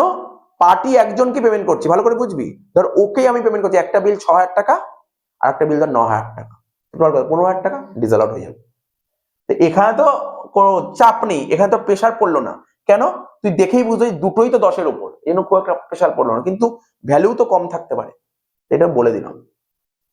মিস্টার এক্স পারচেস করেছে একটা বিল্ডিং, 6 লাখ টাকা দিয়ে বাড়ি কিনেছে, ঠিক আছে তো? তার মধ্যে 4 লাখ টাকা চেকের মাধ্যমে পেমেন্ট করেছে আর বাকি টাকা ক্যাশ দিয়েছে। বল, এটা বল। যদিও অ্যান্সার লেখা আছে, দেখে বলতে পারবি, বাট চেষ্টা কর না, বোঝার চেষ্টা কর। 6 লাখ টাকা দিয়ে বাড়ি কিনে 4 লাখ টাকা দিয়ে চেকে পেমেন্ট করেছিস, তা বাকি 2 লাখ টাকা, বাকি যে 2 লাখ টাকা রইলো, 2 লাখ টাকা কি রইলো? 2 লাখ টাকা ক্যাশে পেমেন্ট করছিস, ঠিক আছে। এক তো বললি স্যার ক্যাপিটাল এক্সপেন্ডিচার, এটা আগেই ডিসঅ্যালাউড হয়ে গেল, বা তুই ক্যাশের দিকটাও বলতে পারিস 10-এর বেশি, দুদিক থেকে তুই বলতে পারিস disallowed. Ultimately answer disallowed. Ram goods কিনেছে ক্যাশে, কার থেকে? ভালো করে বুঝবি, রাম ক্যাশে গুডস কিনেছে তার বড় ভাইয়ের থেকে 60,000 টাকা দিয়ে, যার 60,000 টাকা দিয়ে গুডস কিনেছে, যার মার্কেট ভ্যালু কত? 55,000 টাকা, ঠিক আছে তো? মার্কেট ভ্যালু 55,000 টাকা। ইনকাম ট্যাক্স কি বলছে? বলছে তুমি 60,000 টাকা দিয়ে কিনেছো গুডস, মার্কেট ভ্যালু তোমাকে শো করতে হবে। তোমাকে বইতে মার্কেটে কি ভ্যালু দেখাচ্ছে, 55 শো করতে হবে, ও তো 60 শো করেছে, তাহলে ডিসঅ্যালাউড। ঠিক আছে তো, কিছু কিছু নিয়ম দেখ, সেকশন বলে দিয়েছে, সেকশন কোন সেকশনে ডিসঅ্যালাউড করছে না, সেকশন 40A সাবসেকশন 2 তে বলেছে এই কথাটা। ঠিক আছে তো, এবার কি বলেছে, এই দেখ এই পয়েন্টটা 9 নম্বর, অনিল সাহা মেক্স পেমেন্ট 50,000, ও 50,000 টাকা পেমেন্ট করেছে। ভালো করে দেখবি, বুঝবি ব্যাপারটা। অনিল সাহা পেমেন্ট করেছে 50,000 টাকা। কেন পেমেন্ট করেছে, কোথায় পেমেন্ট করেছে? ঠিক আছে তো, ও ডোনেশন করেছে, পেমেন্ট করেছে কেন, 50,000 টাকা ডোনেশন করেছে ক্যাশে, এই ডোনেশনটা ক্যাশের মাধ্যমে করেছে। ঠিক আছে তো, কাকে ডোনেট করেছে? প্রাইম মিনিস্টার ন্যাশনাল রিলিফ ফান্ডে ডোনেট করেছে। দেখ পরের সেমিস্টারে পড়বি, ফার্স্ট চ্যাপ্টারে পড়বো, ডিডাকশন বলে একটা চ্যাপ্টার শিখবি, সেখানে 80G বলে একটা সেকশন আসবে। ঠিক আছে তো, তো যদি আমরা প্রাইম মিনিস্টার ন্যাশনাল রিলিফ ফান্ডে ডোনেট করি, ঠিক আছে, ওটা 80G তে ছাড় পাওয়া যায়। তাহলে একই জিনিস তো দু জায়গায় ছাড় পাওয়া যাবে না। ভাব, একই জিনিস দু জায়গায় ছাড় পাওয়া যাবে। তাহলে আমি প্রাইম মিনিস্টার ফান্ডে ডোনেট করলাম, ঠিক আছে, তা আমি তো প্রাইম মিনিস্টার ফান্ডে ডোনেট করলে ওখানে 80 তে ছাড় পাচ্ছি। আবার বিজনেসেও দেখাবো, তাহলে একই জিনিস দু জায়গায় ছাড় দেয়, এক জায়গায় ছাড় দেয়। নাম্বার 1 এটা। আর একটা কথা বলে দিচ্ছি, এটা তো একদিক দিয়ে বুঝলি, একটা বোঝানো, আর এক দিক দিয়ে যেটা তোর মাথায় রাখবি এই টপিকে, বিজনেস চ্যাপ্টারে কি বলেছে, তুমি ডোনেশন করলেই ছাড় দেবে না। দেখ, ডোনেশন করলে ছাড় দেবে না, বলছে কি ডোনেশন তুমি কোথায় করেছো, এটা খুব গুরুত্বপূর্ণ। ডোনেশন কোথায় করেছো? তুমি যদি ট্রেড ইউনিয়ন বুঝিস, ট্রেড ইউনিয়ন বুঝিস, ব্যবসায়িক সমিতি, এই যে আমরা এখানে যারা যে দমদমে বিজনেস করছি, আমার ট্রেড ইউনিয়নকে দিতে হবে টাকা, সাউথ দমদম মিউনিসিপালিটি। ট্রেড ইউনিয়নকে যদি ডোনেট করি, ট্রেড ইউনিয়নকে যদি ডোনেট করি, তাহলে আমাকে অ্যালাউ করবে। আর পাড়ার পুজো হচ্ছে, দুর্গা পুজো বড় করে হচ্ছে, একটা ডোনেশন দিতে বললো, আয়লা হলো, আয়লা আমফান ঝড় হচ্ছে, ওখানে ডোনেশন করলাম, কোনো ছাড় নেই, এগুলো তো কোনো ছাড় নেই। করোনা হলো, ডোনেট করলাম, কোনো ছাড় নেই। বিজনেসে ছাড় আছে, বিজনেসে ছাড় নেই। কি বললাম বুঝতে পারলি তো? তাহলে তুমি যদি, পরিষ্কার ভাবে রুল করেছে, বলছে তুমি যদি ট্রেড ইউনিয়নকে ডোনেট করো তাহলেই ছাড় দেবো, ট্রেড ইউনিয়নকে ডোনেট করতে হবে। তাহলে এখানে তুই কাকে ডোনেট করেছিস? বারবার অঙ্ক করতে গেলে যখন দেখবি না, দেখবি টিএল এর ডেবিট লেখা আছে ডোনেশন, লেখা আছে ডোনেশন লেখা থাকবে, আর নিচে লেখা থাকবে তুমি একে ডোনেট করেছো। কাকে ডোনেট করেছো ও লিখেই দেবে, ধর রামকৃষ্ণ মিশনে ডোনেট করেছো, লিখে দেবে বেলুর মঠে ডোনেট করেছো, লিখে দেবে তোর কি বললাম ন্যাশনাল ডিফেন্স ফান্ডে ডোনেট করেছো, ঠিক আছে, লিখে দেবে প্রাইম মিনিস্টার রিলিফ ফান্ডে ডোনেট করেছো। কোনো ছাড় নেই। ছাড় কাদেরকে দেবে? শুধুমাত্র ট্রেড ইউনিয়নকে ডোনেট করলে ছাড় দেবে, অন্য কাউকে ছাড় দেবে না। ট্রেড ইউনিয়নকে ডোনেট করলেই ছাড় দেবে।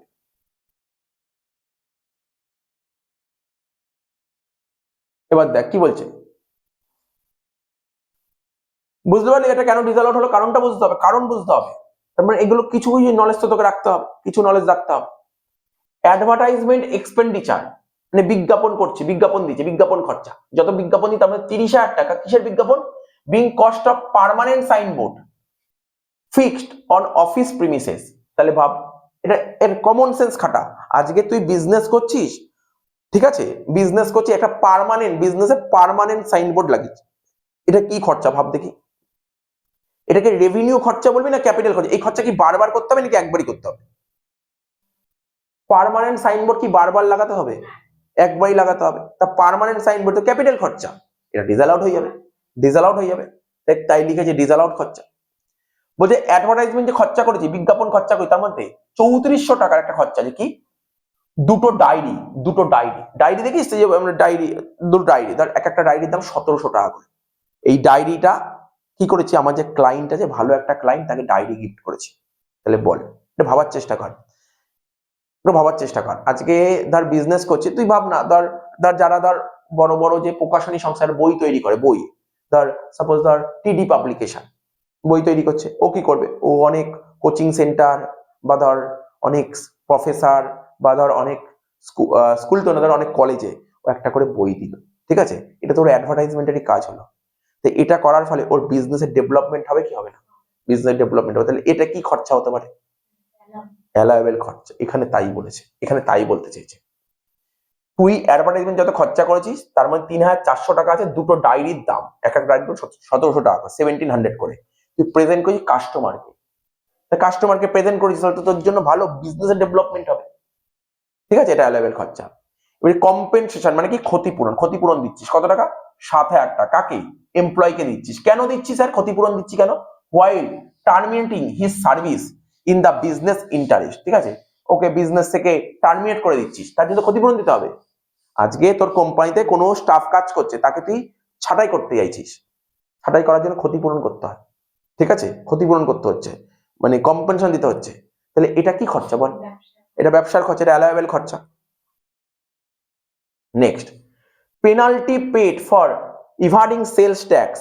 ভাব, হ্যাঁ হ্যাঁ, এটা ডিসঅ্যালাউড। আচ্ছা বুঝতে পারলি, সেলস ট্যাক্স, তুই সেলস ট্যাক্সটা কি করতে চাইছিস? ফাঁকি দিতে চাইছিস, ঠিক আছে। তো বলছে কি এখানে পেনাল্টি দিচ্ছিস কেন? তুই সেলস ট্যাক্স ফাঁকি দিয়েছিস বলে তোকে পেনাল্টি দিতে হয়েছে, এটা তো ডিসঅ্যালাউড, এটা ডিসঅ্যালাউড। 14 নম্বর কি বলছে? 19,000 টাকা পে করেছিস।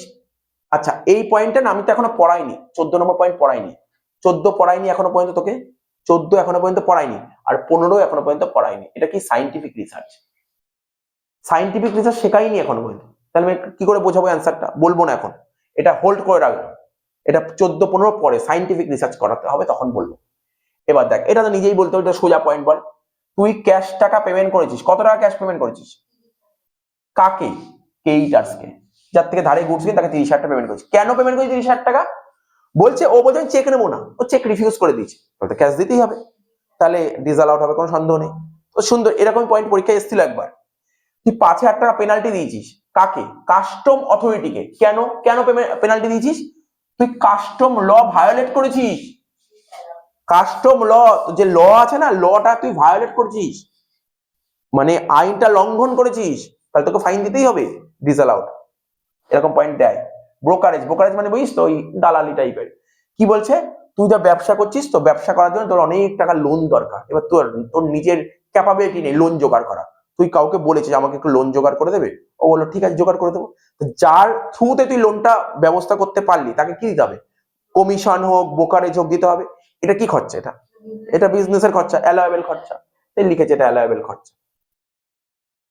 এবার বলছে 15,000 টাকা paid to income tax adviser, মানে আজকে আমার যে ইনকাম ট্যাক্স অ্যাডভাইজার আমাকে অ্যাডভাইস দিয়েছে কি কিভাবে তোমার বিজনেসটা এগিয়ে নিয়ে যাওয়া উচিত, কি করলে তোমার প্রফিটটা কম হতে পারে, মানে ঠিকঠাক যুক্তি দিয়েছে, বুঝিয়েছে, সে অনুযায়ী করছে।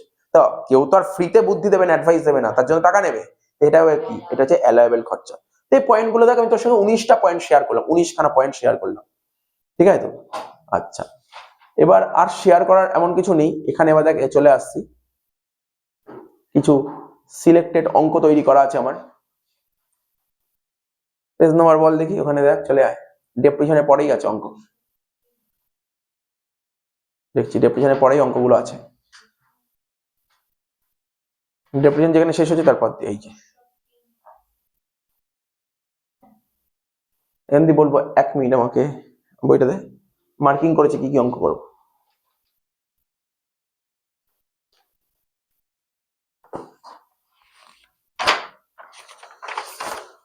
বই দাগ দিয়েছি, কোন কোন করে করিয়ে দিলাম, দাগ দিয়ে রাখিস।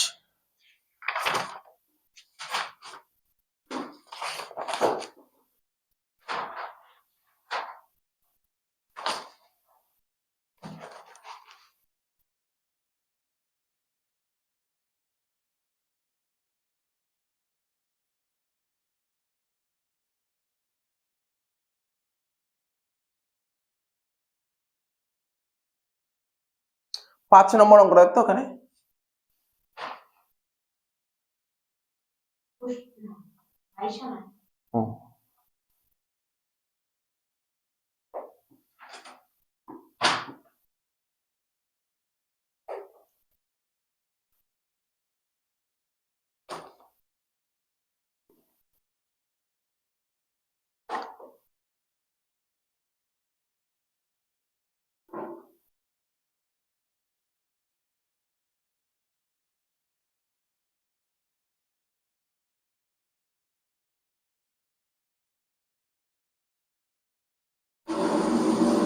আচ্ছা দেখ, একটা অঙ্ক লিখিয়ে দেবো, হ্যাঁ, পরীক্ষায় যে তুই পুরো ফুল মার্কস পেতে গেলে কিরকম লিখতে হয়, শুধু তো লিখলে পাশে লিখলে হবে না, ডিসঅ্যালাউড অ্যালাউড এরকম লিখলে হবে, নাম্বার পেয়ে লিখতে হবে তোকে। একটা অঙ্ক লিখিয়ে দেবো, হ্যাঁ। এই অঙ্কটা 22 অনার্সে এসেছিল, 22 অনার্স 2022 অনার্সে এসেছিল, 5-এর অঙ্কটা। দেখ 3টে পয়েন্ট এমনি তোকে মুখে বলে দিই, তারপর আমি লেখাচ্ছি।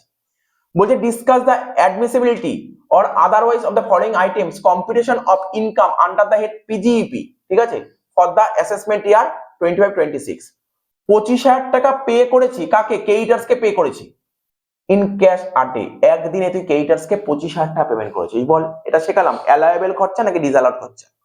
এইমাত্র বললাম ক্রেডিটার্স কে একদিনে 25,000 টাকা পে করেছি, 10,000 টাকার বেশি একদিনে পেমেন্ট করেছি, তাই এটা ডিসঅ্যালাউড এক্সপেন্ডিচার সেকশন 40A সাবসেকশন 3 তে। এই যে কথাটা বাংলায় বললাম এটা ইংলিশে লিখতে হবে, ঠিক আছে তো? লিখে দিচ্ছি, ঠিক আছে তো? Next point, interest on capital. Idea কর, আমি তো বোঝাবো। ইন্টারেস্ট অন ক্যাপিটাল 27,000 টাকা পে করেছে, কাকে? ব্যবসার মালিককে। আচ্ছা ইন্টারেস্ট অন ক্যাপিটাল কাকে দেয়? ইন্টারেস্ট অন ক্যাপিটাল ধর আজকে আমি ব্যবসা শুরু করার সময় ব্যবসাকে কি দিয়েছি? ক্যাপিটাল দেবো। আজকে যখন ব্যবসা শুরু করবো ব্যবসাকে আমি কি দেবো?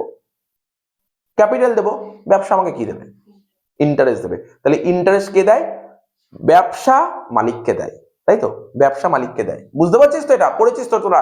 ক্লাস 12 এ পড়েছিলি না fundamental of partnership, PL appro পড়েছিলি, ইন্টারেস্ট অন ক্যাপিটাল। আমি মালিক, আমি ব্যবসাকে ক্যাপিটাল দেবো, ব্যবসা আমাকে ইন্টারেস্ট দেবে। তাহলে ব্যবসার কাছে ইন্টারেস্টটা কি, ইনকাম না খরচা? ব্যবসার কাছে খরচা, তো ও খরচা বলে পিএল এর ডেবিটে লিখেছে। এবার প্রশ্ন হলো এই যে খরচাটা লিখেছে এটা লেখা উচিত কি উচিত নয়? এটা লেখা উচিত কি উচিত নয়? এটা লেখা উচিত নয়। পরিষ্কারভাবে রুল বলেছে যে পার্টনারশিপ বিজনেসে কেন পার্টনারশিপ একটাই কথা বলা ছিল, পার্টনারশিপে এই রুল ছিল, বলছে পার্টনারশিপ বিজনেসে পার্টনাররা ইন্টারেস্ট অন ক্যাপিটাল পেতে পারে, কিন্তু সোল প্রোপ্রাইটারশিপ বিজনেসে মালিক কখনো ইন্টারেস্ট অন ক্যাপিটাল পেতে পারে না। এ তো তোরা তো বিজনেস স্টাডিজে পুরো ক্লাস 11 থেকে এটা পড়েই এসেছিস, এমনি এই নিয়ম ছিল, ক্লাস 11 থেকেই পড়েছে। এটা মোটামুটি নলেজের মধ্যেই আছে সবার, প্রত্যেকের। পার্টনারশিপ বিজনেসে পার্টনাররা ইন্টারেস্ট পেতে পারে, পার্টনারশিপ বিজনেসে পার্টনাররা ইন্টারেস্ট পেতে পারে, ঠিক আছে? কিন্তু সোল প্রোপ্রাইটারশিপ বিজনেসে এক মালিক, আজকে বিজনেস মালিক একা আমি, তাহলে যা হবে পুরো প্রফিট তো আমিই নেব, তাহলে ইন্টারেস্ট অন ক্যাপিটাল নিয়ে লাভ কি আমার? তো বুঝতে হবে তাহলে এটা কি, এটা অ্যালাউয়েবল নাকি ডিসঅ্যালাউড? ডিসঅ্যালাউড খরচা। পেনাল্টি 15,000 টাকা পে করেছিস, কাস্টম অথরিটি তো আগেই বললাম ডিসঅ্যালাউড। ব্যাস 2022 সালে অনার্স শেষ ছিল 3 নাম্বার, 1 1 1 3 3, একদম সোজা কথা। এরকম কোশ্চেন কিন্তু আসছে, আগের বছরও পরীক্ষায় এসছে, দেখতে হবে আমাকে। 3-4 নাম্বার তো আসেই প্রতি বছরই আসবে, কিন্তু এটা কিন্তু আসে কিন্তু কোশ্চেন, এরকম কোশ্চেন কিন্তু ফোকাস করতে, খুব সোজা কোশ্চেন এটা। আচ্ছা তাহলে লিখতে হবে তো অ্যান্সার।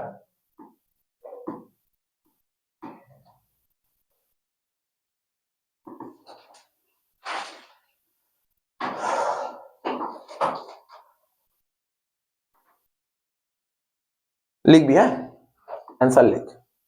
প্রথম কোশ্চেনটা লিখ, 100% অফ রুপিস 25,000, লিখ 100% of rupees 25,000, 100% of rupees 25,000 in respect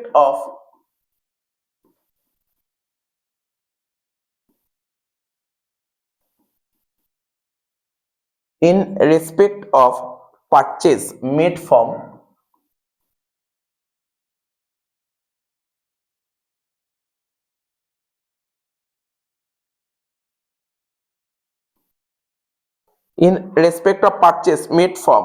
the creditors,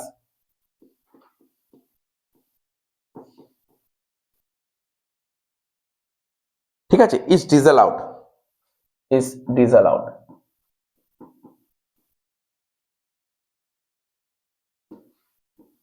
under section 40A subsection 3,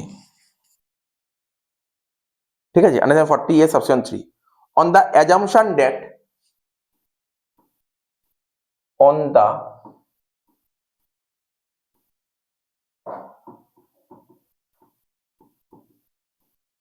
assumption that purchase amounting to rupees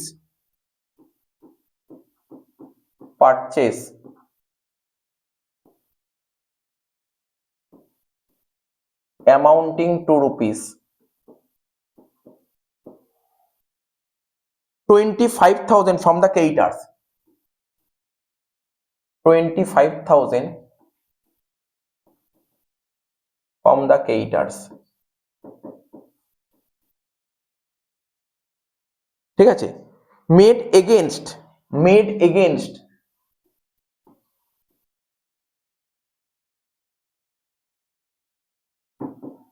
made against one or more bills, one or more bills,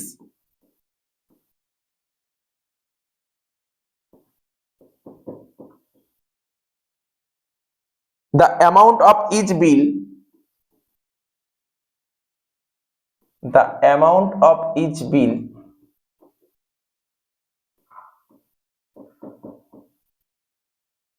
ঠিক আছে, amount of each bill exceeds rupees 10,000।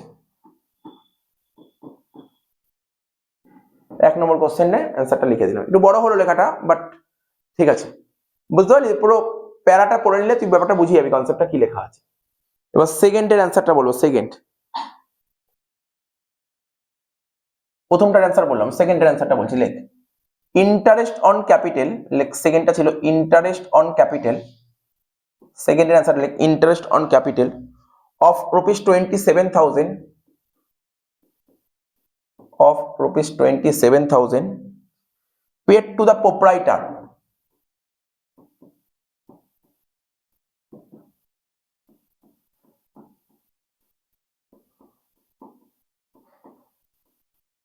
paid to the proprietor of a sole proprietorship,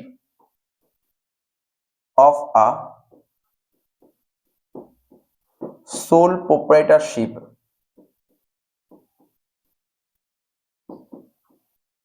of a sole proprietorship business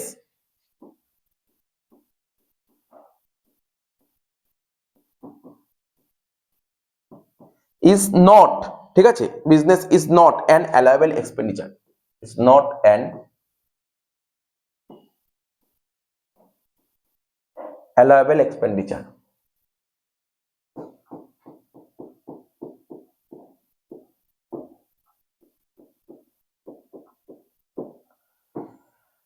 ঠিক আছে, 2 নম্বর point. 3 নম্বর পয়েন্টটা লেখ, লেখ penalty, লেখ penalty of rupees 15,000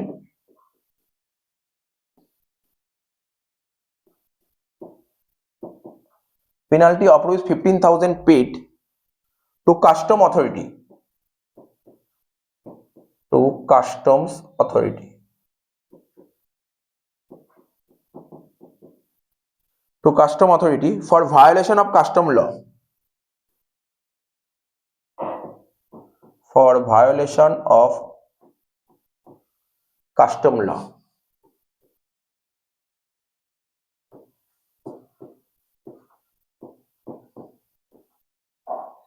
ঠিক আছে, is not an allowable expenditure,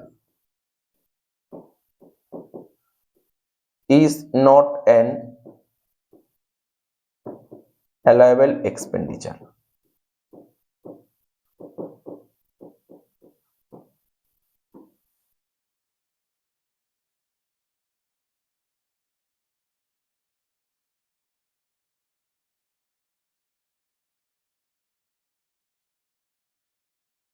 It is not an allowable expenditure। হয়েছে, লেখা কমপ্লিট।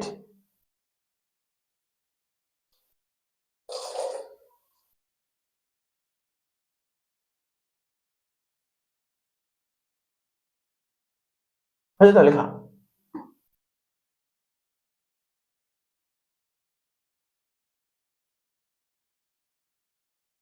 এবার তার পার্টটাই করবো।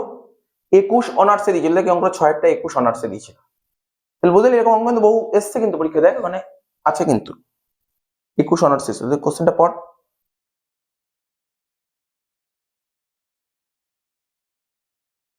বলছে কি, discuss the admissibility of the following expense in case of an individual businessman Sandip Sarkar under the relevant provision of the income tax act. তাহলে আগে ভেবে নে, তারপর অ্যান্সার তো করবো। 50,000 টাকা ক্যাশে পেমেন্ট করেছিস, এটা কি হবে? ডিসঅ্যালাউড। 1 লাখ টাকা, আচ্ছা 1 লাখ টাকা on account of interest on terms loan was paid 1 month after the due date of submission of return। ঠিক আছে, ভালো করে বোঝ, ওই 43B বলেছে রিটার্ন সাবমিট করা যে ডিউ ডেট, ঠিক আছে, ডিউ ডেট তার 1 মাস পর, নাকি 1 মান্থ আফটার ডিউ ডেট, 1 মাস পর পেমেন্ট করেছিস, ঠিক আছে? না এখানে তুই কি করে অক্টোবর বললি? এটা তো ইন্ডিভিজুয়াল বলেছে, ইন্ডিভিজুয়ালের ডিউ ডেট কত হয়? 31 জুলাই, ঠিক আছে? তাহলে 1 মাস পর তুই সাবমিট করেছিস, ঠিক আছে তো? মানে রিটার্ন সাবমিট করার 1 মাস পর তুই পেমেন্ট করেছিস, তাহলে এটা এই বছর ছাড় পাবো না, পরের বছর ছাড় পাবো, পরের প্রিভিয়াস ছাড় পাবো, ঠিক আছে তো? তাহলে লেখ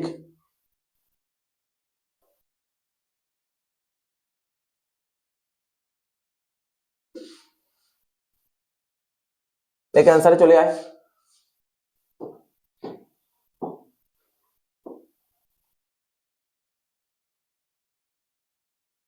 ঠিক আছে, কত নম্বর অঙ্ক? কোশ্চেন অঙ্ক শুধু 6, ডাইরেক্ট 6 ছিল? হ্যাঁ 6, 6-এর এক একটা লেখ। 100% অফ রুপিস 50,000, 100%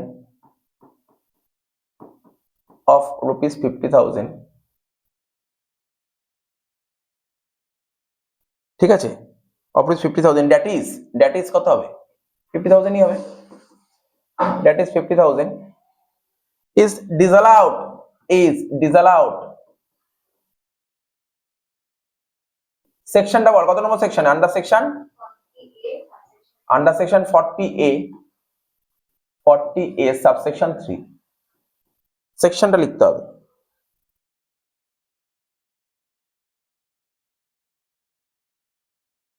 দু নম্বর পয়েন্ট লেখ, কি লিখবো? রুপিস 1 লাখ, লেখ rupees 1 lakh is an disallowed expenditure, is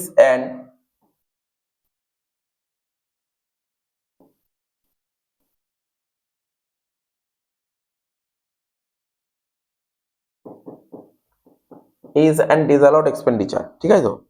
for the previous ইয়ার, কোন প্রিভিয়াস ইয়ারে ডিসঅ্যালাউড হলো? ফর দ্য প্রিভিয়াস ইয়ার কত?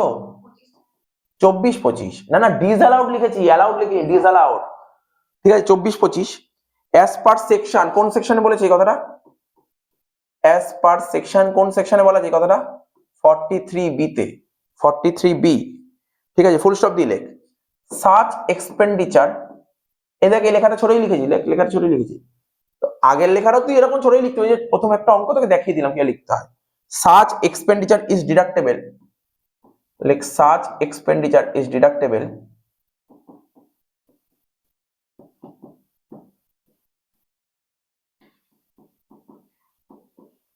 such expenditure is deductible on payment basis, on payment basis, on payment basis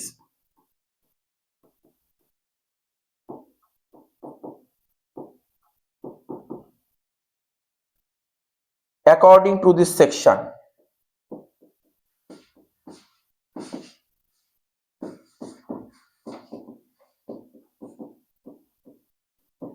শেষ।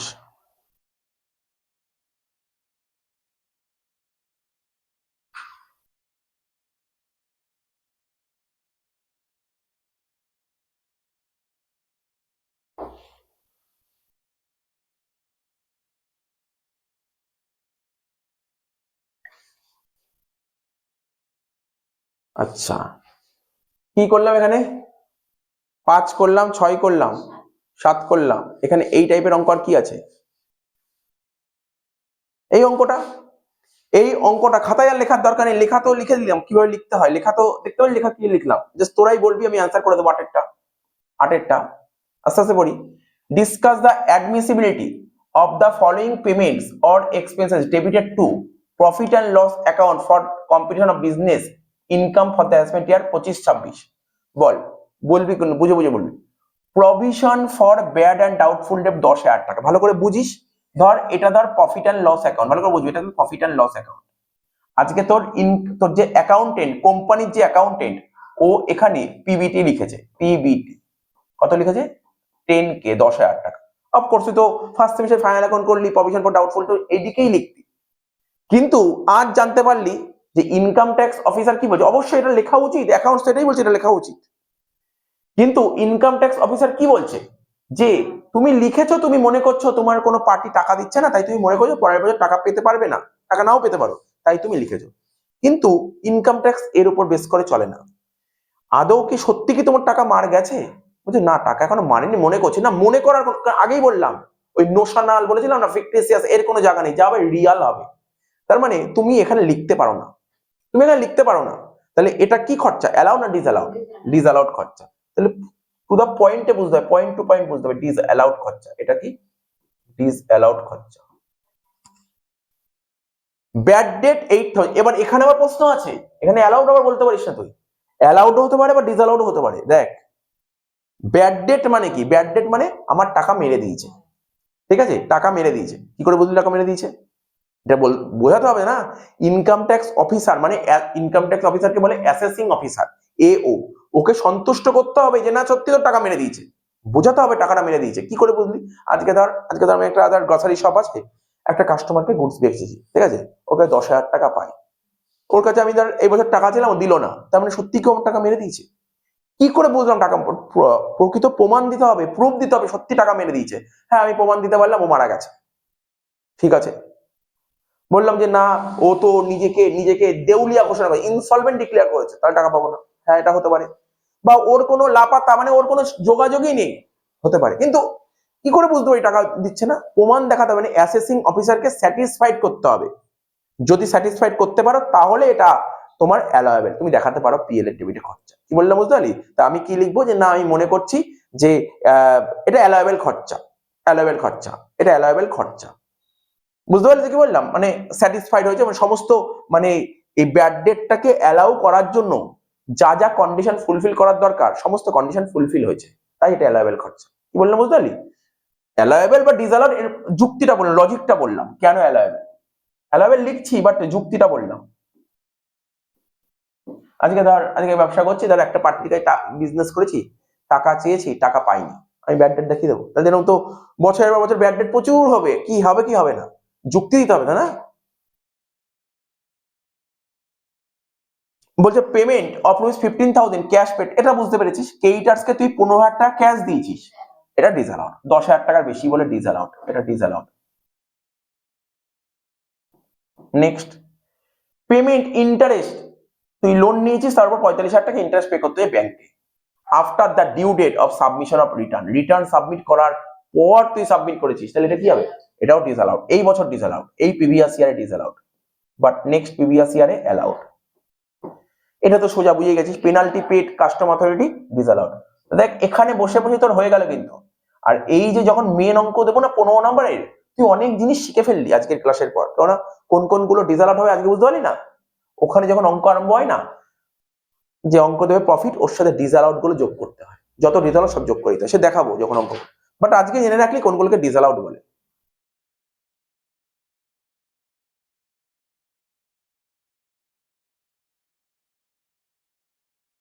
এখানে ইচ্ছা ছিল এই অঙ্কটা আগের বছর অনার্স এসেছিল সিবিসিএস করানোর, বাট এখন করাতে পারছি না। তার কারণ জানিস তো? আমি করাবো, পরে করাবো। এটা কি দিয়েছে বলতো, এই যে এই পয়েন্টটা দিয়েছে সাইন্টিফিক রিসার্চের অঙ্ক। তাহলে তো পারবো না, সাইন্টিফিক রিসার্চ তো এখন শেখাইনি। সাইন্টিফিক না রিসার্চ না শিখলে করাবো কি করে? দেখ এটা পারবো, এটা তো পারবো করতে, বল 10-টা। 10-টা দেখে নে। আগের বার সিবিসিএস জেনারেলে দিয়েছিল দেখ অঙ্কটা, কি বলেছিল দেখ অঙ্কটায়। বলছে কি, ক্যাশ পেমেন্ট 30,000 টাকা, ক্রেডিটার্স কে 30,000 টাকা ক্যাশ পেমেন্ট করেছিস, বোঝাতে হবে না?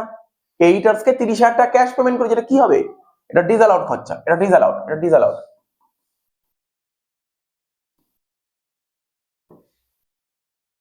বলছে 7,000 টাকা penalty of rupees 7,000 paid to custom authority, এটাও ডিসঅ্যালাউড, এটাও ডিসঅ্যালাউড খরচা। কমন পয়েন্ট দেয়, provision for doubtful debt, disallowed. দেখি কমন পয়েন্ট দেখেছিস, পয়েন্ট পুরো কমন থাকে। তুই যা শিখিয়েছিস তার মধ্যে সব পয়েন্ট কমন পাবি, বাইরে পাবি না পয়েন্ট। ব্রোকারেজ তুই 25,000 টাকা, বল কিছুক্ষণ আগে থিওরিতে পড়াচ্ছিলাম, এটা কি খরচা বল? এটা অ্যালাওয়েবল খরচা। Next, interest on capital, disallowed. ব্যাস হয়ে গেল, শেষ। দেখ হয়ে গেল অঙ্কটা।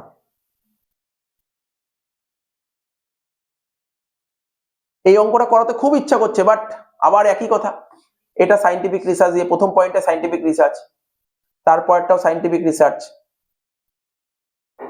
আর এটা মিক্স করে দিই, দেখ দুটো সাইন্টিফিক রিসার্চ, সিসিএফ আগের বার সিসিএফ এসেছিল অঙ্কটা, দুটো সাইন্টিফিক রিসার্চ আর একটা ওই যেটা শেখালাম ওর উপর অঙ্ক দিয়েছে। আর কিছু এই টাইপের অঙ্ক আছে দেখে নে, একটা অঙ্ক বাড়িতে দিয়ে দিচ্ছি, এই টাইপের অঙ্ক একটা বাড়িতে করে নিবি। কোনটা? একটাই অঙ্ক নাকি? না 18 তো এটা সাইন্টিফিক রিসার্চ।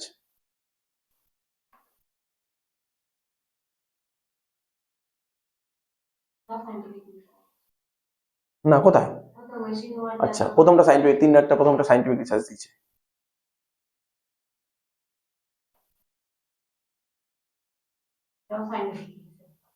সাইন্টিফিক রিসার্চ করানোর পর তার সুবিধা হবে আমাদের করাতে। ঠিক আছে, সাইন্টিফিক রিসার্চ থিওরিটা পড়ি চ। দেখ কত নম্বর পেজে আছে, দেখ ওপরে দেখ পেজ নম্বর, সাইন্টিফিক রিসার্চ বের কর, তাহলে এই টপিকটা শেষ হবে। সাইন্টিফিক রিসার্চ থিওরিটা করাতে পারবে। অঙ্ক পরের দিন করাবো, সাইন্টিফিক রিসার্চ অঙ্কগুলো পরের দিন করাবো।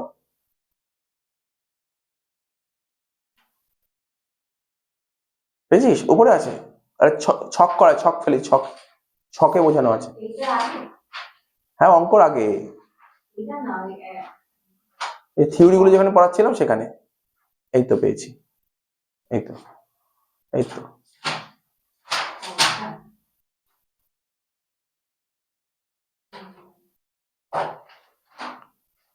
এই যে সাইন্টিফিক রিসার্চ ভালো করে পড়বি, পরীক্ষায় আসবে কিন্তু। হ্যাঁ এই দেখ চারটা আমি সুন্দর করে মানে বই পড়ে আমি এরকম একটা বক্স বক্স করে যদি মনে রাখতে পারি। আর সাইন্টিফিক রিসার্চ বর্তমানে যা নিয়ম করে সবচেয়ে সোজা নিয়ম, ওই যা কোশ্চেন দেবে ওটাই তুলে দাও, বুঝছিস তো? এখন বলেইছি যা কোশ্চেন দেবে ওই কোশ্চেনটা দেখে দেখে টোকো খাতায়, টুকে কোশ্চেনে যে টাকাটা বলে দেবে ওই টাকাটাই দেখে দেখে বসিয়ে দাও, মানে আর কিছু নেই। মানে এখন নিয়ম এত হয়েছে, আগে অনেক নিয়ম ছিল যে না এর উপর এত পার্সেন্ট ছাড়, ওর উপর এত পার্সেন্ট ছাড়, এখন সবকিছুর উপরই 100%ই ছাড়। আমি বোঝাচ্ছি, যখন বোঝাবো বুঝতে পারবি। সাইন্টিফিক রিসার্চ এটা আমাদের ইনকাম ট্যাক্স অ্যাক্টের কত নম্বর ধারায় বলে, ধারা নম্বরটা দেখ, সেকশন 35 বলেছে সাইন্টিফিক রিসার্চ। এই ধারাটা ভালো করে ধারাটা বলো, সেকশন 35। তোর পরীক্ষার সিলেবাসে কি আছে জানিস তো? এই দেখ আমরা দেখেছি বারবার করে ফলো করে দেখি, সেকশন 32, সেকশন 35, এ তো প্রতি বছরই কোশ্চেনে থাকে। 32 কি থাকে? ডেপ্রিসিয়েশন। আর 35 কি? Scientific research. থাকবেই পরীক্ষায়, পরীক্ষায় থাকবেই। তোর পরীক্ষায় এই চ্যাপ্টার থেকে 25 নম্বর আছে, 15 নম্বরে একটা লং কোশ্চেন দেবে, আর 10 নম্বরে ডেপ্রিসিয়েশন আর সাইন্টিফিক রিসার্চ মিলিয়ে দেবে। ঠিক আছে, ডেপ্রিসিয়েশন তো একটা পাবি, তার সঙ্গে ধর 3 নাম্বার ওই সাইন্টিফিক রিসার্চ আর ওইটা মিলিয়ে মিশিয়ে দেবে, মিলিয়ে মিশিয়ে দেবে, ব্যাস।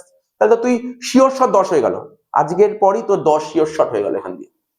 দেখ কি বলছে সাইন্টিফিক রিসার্চ, ভালো করে শুনবি এই লাইনের মানে কি বলেছে। এই যে তুই সাইন্টিফিক রিসার্চটা করবি, তুই রিসার্চ নিজের ভাষায় বলছে, দেখ কি লিখেছে, তুই খরচাটা সাইন্টিফিক রিসার্চ তুই ঘরেও করতে পারিস, ঘরেও করতে পারিস, আবার বাইরেও করতে পারিস। স্যার ঘর বাইরে মানে কি? ঘরে মানে কোম্পানিতে, ঘরে মানে কোম্পানিতে ফ্যাক্টরির মধ্যে করলি, এটাকে ঘরে। আর বাইরে মানে ধর ক্যালকাটা ইউনিভার্সিটিকে দিলি সাইন্টিফিক রিসার্চ করার জন্য, ক্যালকাটা ইউনিভার্সিটি। বা ধর আইএসআই নাম শুনেছিস? আইএসআই নাম শুনেছিস? ইন্ডিয়ান স্ট্যাটিস্টিক্যাল ইনস্টিটিউট, নাম তো শুনি আইএসআই।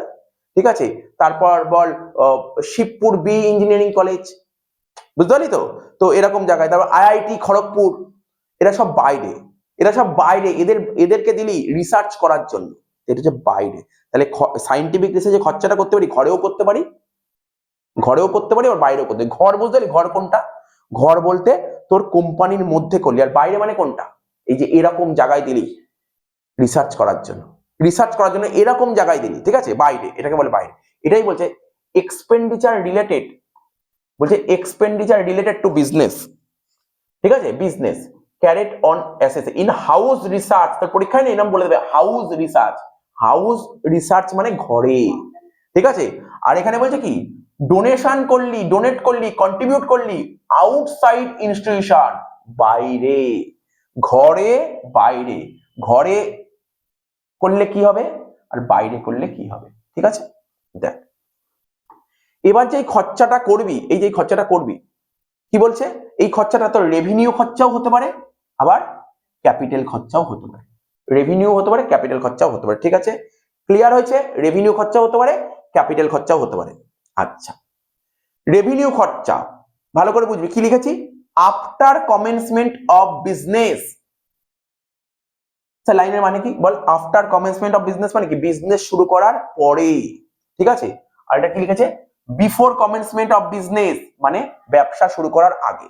তার মানে তুই ঘরে যে খরচা করবি সেই খরচাটা রেভিনিউ হতে পারে, আবার বল ঘরে যে খরচাটা করবি সেই খরচাটা রেভিনিউ হতে পারে, ক্যাপিটাল হতে পারে। তুই যে রেভিনিউ খরচাটা করবি সেটা ব্যবসা শুরু করার আগেও হতে পারে, পরেও হতে পারে। আবার যে তুই ক্যাপিটাল খরচা করবি সেটা ব্যবসা শুরু করার আগেও হতে পারে, আবার পরেও হতে পারে। সিম্পল কথা বলছি, একদম কোনো কথা বলিনি। দেখ আমি তোকে আবার বলছি, দেখ ও দেখার দরকার নেই। সাইন্টিফিক রিসার্চ ঘরেও করতে পারি, বাইরেও করতে পারি। ঘরে যে করবো খরচাটা সেটা ক্যাপিটাল খরচাও করতে পারি, আবার রেভিনিউ খরচাও করতে পারি। বলবো ক্যাপিটাল খরচা কোনগুলো, রেভিনিউ খরচা কোনগুলো। এবার ঘরে যে খরচাটা করবো সেটা ক্যাপিটাল হতে পারে, রেভিনিউ হতে পারে। যে রেভিনিউ খরচাটা হবে সেটা ব্যবসা শুরুর আগেও হতে পারে, পরেও হতে পারে। আবার ক্যাপিটাল খরচা যে করবো সেটা ব্যবসা শুরুর আগেও হতে পারে, পরেও হতে পারে। ব্যাস এই তো বলেছে, এই তো বলেছে। এবার দেখ কি বলেছে, এবার দেখ কি বলেছে, রেভিনিউ খরচাতে ফোকাস কর। রেভিনিউ খরচা, স্যার রেভিনিউ বলতে কি খরচা করবে? ঘরে যে আপনি যে ঘরে সাইন্টিফিক রিসার্চ করছেন, তাহলে তো রেভিনিউ খরচাও হবে, ক্যাপিটাল খরচা হবে। রেভিনিউ খরচা কি হবে? দেখ রেভিনিউ খরচা কি হবে, যে সমস্ত ওয়ার্কার বা স্টাফরা কাজ করে কি দিতে হবে, স্যালারি দিতে হবে, ম্যাটেরিয়াল কিনতে হবে না, কাঁচামাল কিনতে হবে না, এই খরচাগুলো নেবো। তাহলে কি কি নেবো? স্যালারির খরচা নেবো, এইটা নেবো। কিন্তু অনেক সময় পারকিউজিটস বলা থাকতে পারে, পারকিউজিটস নেবে না, নিতে বারণ করছে, পারকিউজিটস নেবে না, ঠিক আছে তো? তাই এইটা বললাম। আর যখনই ক্যাপিটাল খরচার কথা বলা হবে, কি বলেছে, সব খরচা, যত খরচা সব খরচা নিয়ে নে, ক্যাপিটাল খরচা যা করবে সব নিয়ে নে, এক্সক্লুডিং কি লেখা আছে, ল্যান্ড নেওয়া যাবে না, ল্যান্ডের খরচা নেওয়া যাবে, বাকি সব খরচা নিয়ে না, ল্যান্ডের খরচা নেওয়া যাবে। মোটামুটি একটা সিনারিও আসলো, আমি পরে আবার বলছি। এবার দেখ ডোনেশন বাইরে খরচা করলে কি করতে হবে, সাইন্টিফিক রিসার্চের জন্য খরচা করতে পারিস, ঠিক আছে? ওই এইগুলো তো সেকশন বলেছে, সেকশন মনে না রাখলেও চলবে, অসুবিধা নেই। তুই সাইন্টিফিক রিসার্চের জন্য খরচা করলে 100% ছাড় পেলি, সাইন্টিফিক খরচা করলে 100% ছাড় পেলি। এটা কি সোশ্যাল স্কিম বা স্ট্যাটিস্টিক্যাল রিসার্চের জন্য খরচা করলে 100% ছাড় পেলি। আর ডিটেলস আসবো, এটা ডিটেলস আসবে, যেহেতু তুই সেকশন পড়ছিস না, তোকে সেকশনে, এই সেকশনে বলে দিয়েছে কোথায় খরচা করবি, ঠিক আছে তো? যেহেতু তোর সেকশন মনে না রাখলেও চলবে, আমি বলেছি, দেখ নিচে লিখেছি, আমি ডিটেলস করেছি, আর ডিটেলস করেছি। দেখ সেকশন 35 কি বলেছি, ঘরে খরচা করতে পারি। আর এটা কি লিখেছে, এটা বাইরে, কোথায় লিখেছে, বাইরে। দেখ বলছি ঘরে খরচা করতে পারি। ঘরে যে খরচা করি, এটা খুব কোশ্চেনে লিখে দেয়, পরীক্ষার কোশ্চেনে। ঘরে খরচা করবি, ঘরে যে খরচাটা করবি এটা শুধুমাত্র বিজনেসের জন্যই খরচা করলি, বিজনেসের জন্য। বাইরে যে খরচা করবি সেটা বিজনেস রিলেটেড হতেও পারে বা নাও হতে পারে। এগুলো কিন্তু গুলিয়ে দেয়, মানে ঘুরিয়ে ঘুরিয়ে দেবে, কিন্তু বুঝতে অসুবিধার জন্য না হয়। তাহলে ঘরে যে খরচা করবি এটা পুরোপুরি বিজনেস পারপাসই হবে, আর বাইরে যে খরচা করবি সেটা বিজনেস সঙ্গে লিঙ্ক হতেও পারে বা নাও হতে পারে। তাই বলেছে research may or may not be related. আর এটা বলছে আফটার কমেন্সমেন্ট অফ বিজনেস। দেখ খরচা, ঘরে যে খরচা করবি, ঘরে যে খরচা করবি সেটা কি বলেছে, কি বলেছে, ঘরে খরচা করে, ঘরে যে খরচা করবি সেটা ক্যাপিটাল খরচা হতে পারে, আবার রেভিনিউ খরচা হতে পারে। দেখতে কি লিখেছে এখানে, ওই একই কথা ঘুরিয়ে লিখেছি, up to 3 years before the date of commencement of business. ব্যবসা শুরু করার আগে খরচা, ব্যবসা শুরু করার আগে খরচা হতে পারে, ব্যবসা শুরু করার পরে খরচা। স্যার 3 বছরই কেন লিখেছে? তো ব্যবসা শুরু করার আগে কতদিনের খরচা করতে থাকবে? ও কি 5 বছর 10 বছর ধরে খরচা করতে থাকবে? বলে দিয়েছে, রুল বলছে মিনিমাম 3 বছর, 3 বছর, 3 বছরটাকে ক্রস করা যাবে না। তাই 3 years, up to 3 years before the date of commencement of business. তাহলে যা খরচা করবি বিফোরে, যা খরচা করবি পুরো 100% ছাড় পেয়ে যাবে, ঠিক আছে? আর আফটার কমেন্সমেন্টে কি হবে, 100% ছাড় পেয়ে যাবে। যা হবে পুরো 100% ছাড়, যা হবে পুরো 100% ছাড়। এবার দেখ রেভিনিউ খরচা হতে পারে, ঠিক আছে? রেভিনিউ খরচা কি কি রেভিনিউ খরচা করতে পারিস তুই বল? কাঁচামাল কিনতে খরচা, স্যালারির জন্য খরচা, স্যালারির মধ্যে কি নেবো না, পারকিউজিটস নেওয়া যাবে না, ঠিক আছে তো? আর এখানে কি বলছে, এখানে কি বলছে, রেভিনিউ খরচা সব নিতে পারবি, ক্যাপিটাল খরচা নিতে পারবি, কিন্তু ল্যান্ড নেওয়া যাবে না, ল্যান্ড নেওয়া যাবে না। হয়ে গেল। এই কয়েকটা জাস্ট একবার জাস্ট চোখ বুলিয়ে নে, একবার রিড করে নে, একবার চোখ বুলিয়ে রিড করে নে, একবার চোখ বুলিয়ে রিড করে নে। কি বলছে, রিসার্চ অ্যাসোসিয়েশন কোথায় কোথায় রিসার্চ করছে, মেনলি এখানে কি লিখেছি দেখ, কি লিখেছি পর, কন্ট্রিবিউশন টু আউটসাইডার। তুই টাকাটা কোথায় দিয়েছিস, বাইরে দিয়েছিস টাকাটা। কেন, কেন দিই বাইরে, বাইরে টাকাটা কেন দেয়, রিসার্চ করার জন্য টাকা দেয়, সাইন্টিফিক রিসার্চ করার জন্য টাকা দেওয়া হয়েছে। এবার এই যে বাইরে টাকাটা দেওয়া হয়েছে, ক্যালকুলেশনে টাকা দেওয়া হয়েছে রিসার্চ করার জন্য, ঠিক আছে? এবার এই যে রিসার্চ করার জন্য টাকা দিয়ে সেটা বিজনেস রিলেটেড হতে পারে, আবার নাও হতে, বাইরে টাকা দিলে হতেও পারে, নাও হতে পারে। তাই লিখেছি research May or may not be rated. Research association কোথায় দিয়েছিস? ইউনিভার্সিটিকে দিয়েছিস, কলেজকে দিয়েছিস, আদার অ্যাপ্রুভ ইনস্টিটিউশনকে দিয়েছিস, এদেরকে দিয়েছিস কেন? সায়েন্টিফিক রিসার্চ করার জন্য। কত পার্সেন্ট ছাড়? আমি তোকে বলে দিয়েছি আজকের পর থেকে সায়েন্টিফিক রিসার্চের নিয়ম কি জানি? একটাই নিয়ম, শুধু ল্যান্ডের উপর কোনো ছাড় নেই, বাকি সবার উপর 100% ছাড়, বাকি সবার উপর 100% ছাড়। তাহলে এখানে কথা হলো 100% ছাড়, ঠিক আছে? ওই একই কথা, সোশ্যাল বা স্ট্যাটিস্টিক্যাল রিসার্চ জন্য 100% ছাড়। তারপর কি বলছে? সায়েন্টিফিক রিসার্চ করার জন্য 100% ছাড়। দেখ এইগুলো, এবার তার নামগুলো পড়, কোথায় দিয়েছে এখানে? এই দেখ, national laboratory, IIT, other approve institution, Indian council of medical research, ঠিক আছে, council of scientific and industrial research, এদেরকে টাকা দিবি, পুরো 100% ছাড়, পুরো 100% ছাড়, ঠিক আছে? অনেক সোজা নিয়ম, সোজা করেছে। আগে অনেক নিয়ম ছিল, এর উপর 200%, ওর উপর 150%, ওর উপর 125%, সব নিয়ম তুলে দিয়েছে, পুরো 100% ছাড় করে দিয়েছে, মানে বেশি বেশি ছাড় দেবে না এখন, ঠিক আছে? তো একটা অঙ্ক 2024 সালে যা দিয়েছিল সিসিএফ এ, ওই অঙ্ক একটা অঙ্ক করি।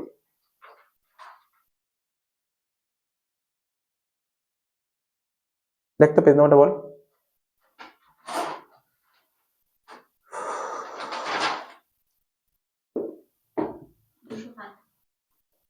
হুম, বলে দিচ্ছি। হুম,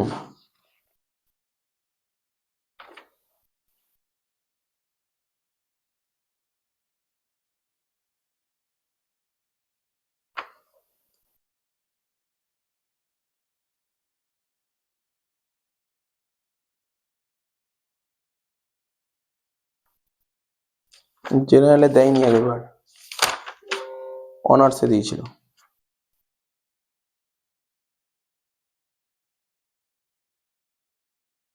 কত কত বললি?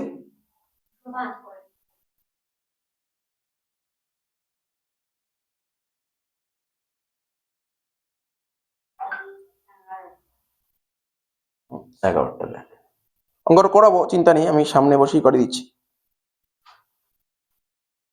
দেখ কি বলছে, ডিসকাস দা, দেখ কি লেখা আছে, discuss the admissibility or otherwise of the following items computing income under the head PGBP, ঠিক আছে? তো বলছে কস্ট অফ ল্যান্ড, তুই ল্যান্ড কিনেছিস, তুই জমি কিনেছিস, কেন? কেন জমি কিনেছিস কেন? For carrying out in house research, আমি কি বলেছিলাম সাইন্টিফিক রিসার্চ খরচাটা করবো, ঘরেও করতে পারি বাইরেও করতে পারি, আর ঘরে যে খরচা করি সেটা রেভিনিউ হতে পারে, ক্যাপিটাল হতে পারে। তুই ল্যান্ড কিনেছিস, বল ল্যান্ড কেনা কি খরচা, রেভিনিউ খরচা না ক্যাপিটাল খরচা? ক্যাপিটাল খরচা। ল্যান্ডের উপর খরচা করলে কত পার্সেন্ট ছাড় পাওয়া যায়? কোনো ছাড়ই পাওয়া যায় না, কোনো ছাড় পাওয়া যায় না। ল্যান্ডে যদি তুই দিস, ল্যান্ডে কোনো ছাড় নেই, তার মানে এখানে কি লিখবি? কোনো ছাড় নেই। তো এখানে কি লিখেছে? ডিসঅ্যালাউড, ডিসঅ্যালাউড লিখেছে, হ্যাঁ ডিসঅ্যালাউড, হ্যাঁ নো ডিডাকশন বা ডিসঅ্যালাউড, ডিসঅ্যালাউড, এটা ডিসঅ্যালাউড, কোনো ছাড় নেই। এবার বল, মেশিন কিনেছিস 1 লাখ টাকা দিয়ে, মেশিন কি খরচা? রেভিনিউ না ক্যাপিটাল? ক্যাপিটাল খরচা। ফর সায়েন্টিফিক রিসার্চ করার জন্য মেশিন কিনেছিস, ঠিক আছে? তাহলে বল এটা কি বলবি? পুরো 100% ছাড়, পুরো 100% ছাড়। এবার তো নিয়ম কি বললাম, নিয়মটা মনে পড়ছে? আমি কি বললাম? শুধুমাত্র ল্যান্ডে কোনো ছাড় নেই, আর বাকি সবার উপর 100% ছাড়, সবার উপর 100% ছাড়। নাকি এখনো বুঝতে পারলি না? এই যে তুই মেশিন মেশিন কিনেছিস, 1 লাখ টাকা দিয়ে মেশিন কিনেছিস, কেন? সায়েন্টিফিক রিসার্চ করার জন্য মেশিন কিনেছিস, পুরো 1 লাখ টাকা ছাড়, পুরো 1 লাখ টাকা ছাড়। তাহলে কি লিখবি? 100% অ্যালাউড, 100% অ্যালাউড।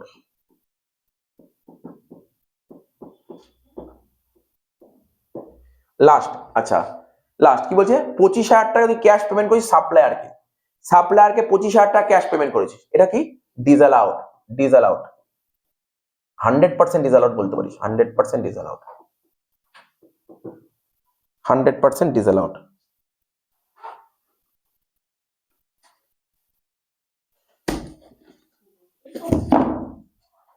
হ্যাঁ হ্যাঁ, করে নে বইতে।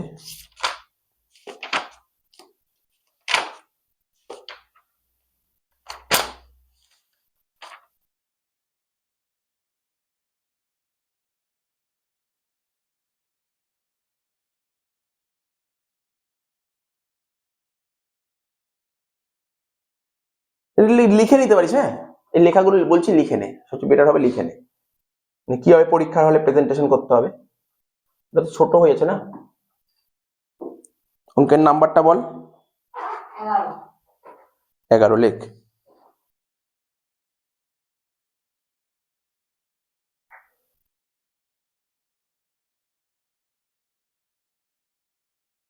লেখ 11 রোমান 1, তাই তো। লেখ কস্ট অফ ল্যান্ড পারচেস, লেখ cost of land purchased, cost of land purchased, cost of land purchase for carrying out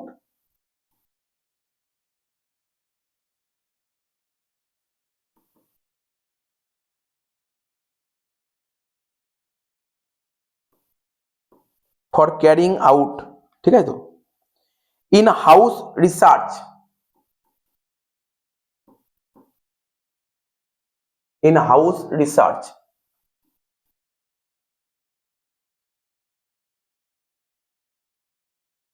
কি লিখলি, in house research is not allowable as deduction,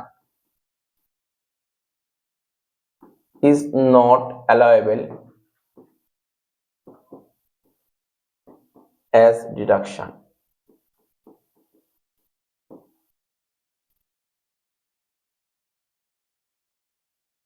দু নম্বর লেখ,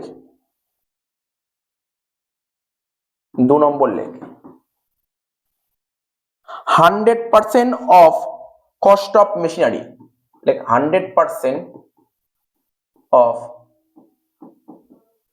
cost of machinery, 100% of cost of machinery purchased is allowable,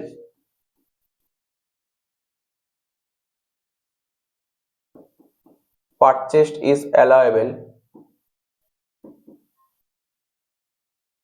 ঠিক আছে, as deduction, allowable as deduction।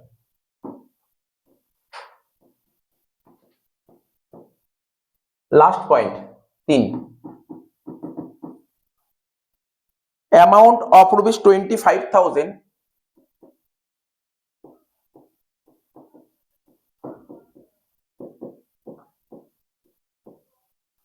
amount of rupees 25,000 is cash paid to, is cash paid to a supplier,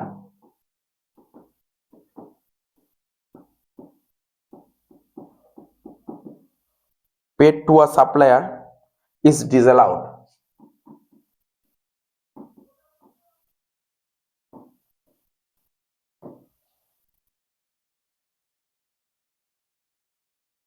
ठीक है, is disallowed as per under section 40A subsection 3।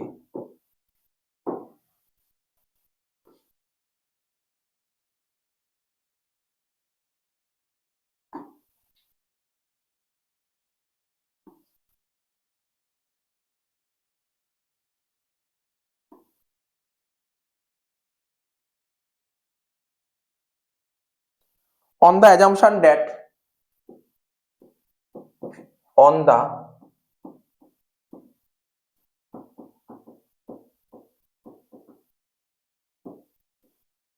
the assumption that like on the assumption that the payment is made in cash, the payment is made in cash, the payment is made in cash, the payment is made in cash at a time and in respect of a single bill, in respect of a single bill। শেষ, ঠিক আছে। Scientific অনেক অঙ্ক বাকি আছে, just একটাই অঙ্ক করালাম না, পরের দিন করাবো, পরের দিন নেক্সট ডে সায়েন্টিফিক রিসার্চের পুরো অঙ্কগুলো শেষ করে, হাফ লাগবে, শেষ করে বিজনেসে ঢুকে যাবো, হ্যাঁ পরের দিনই বিজনেসে ঢুকিয়ে দেবো।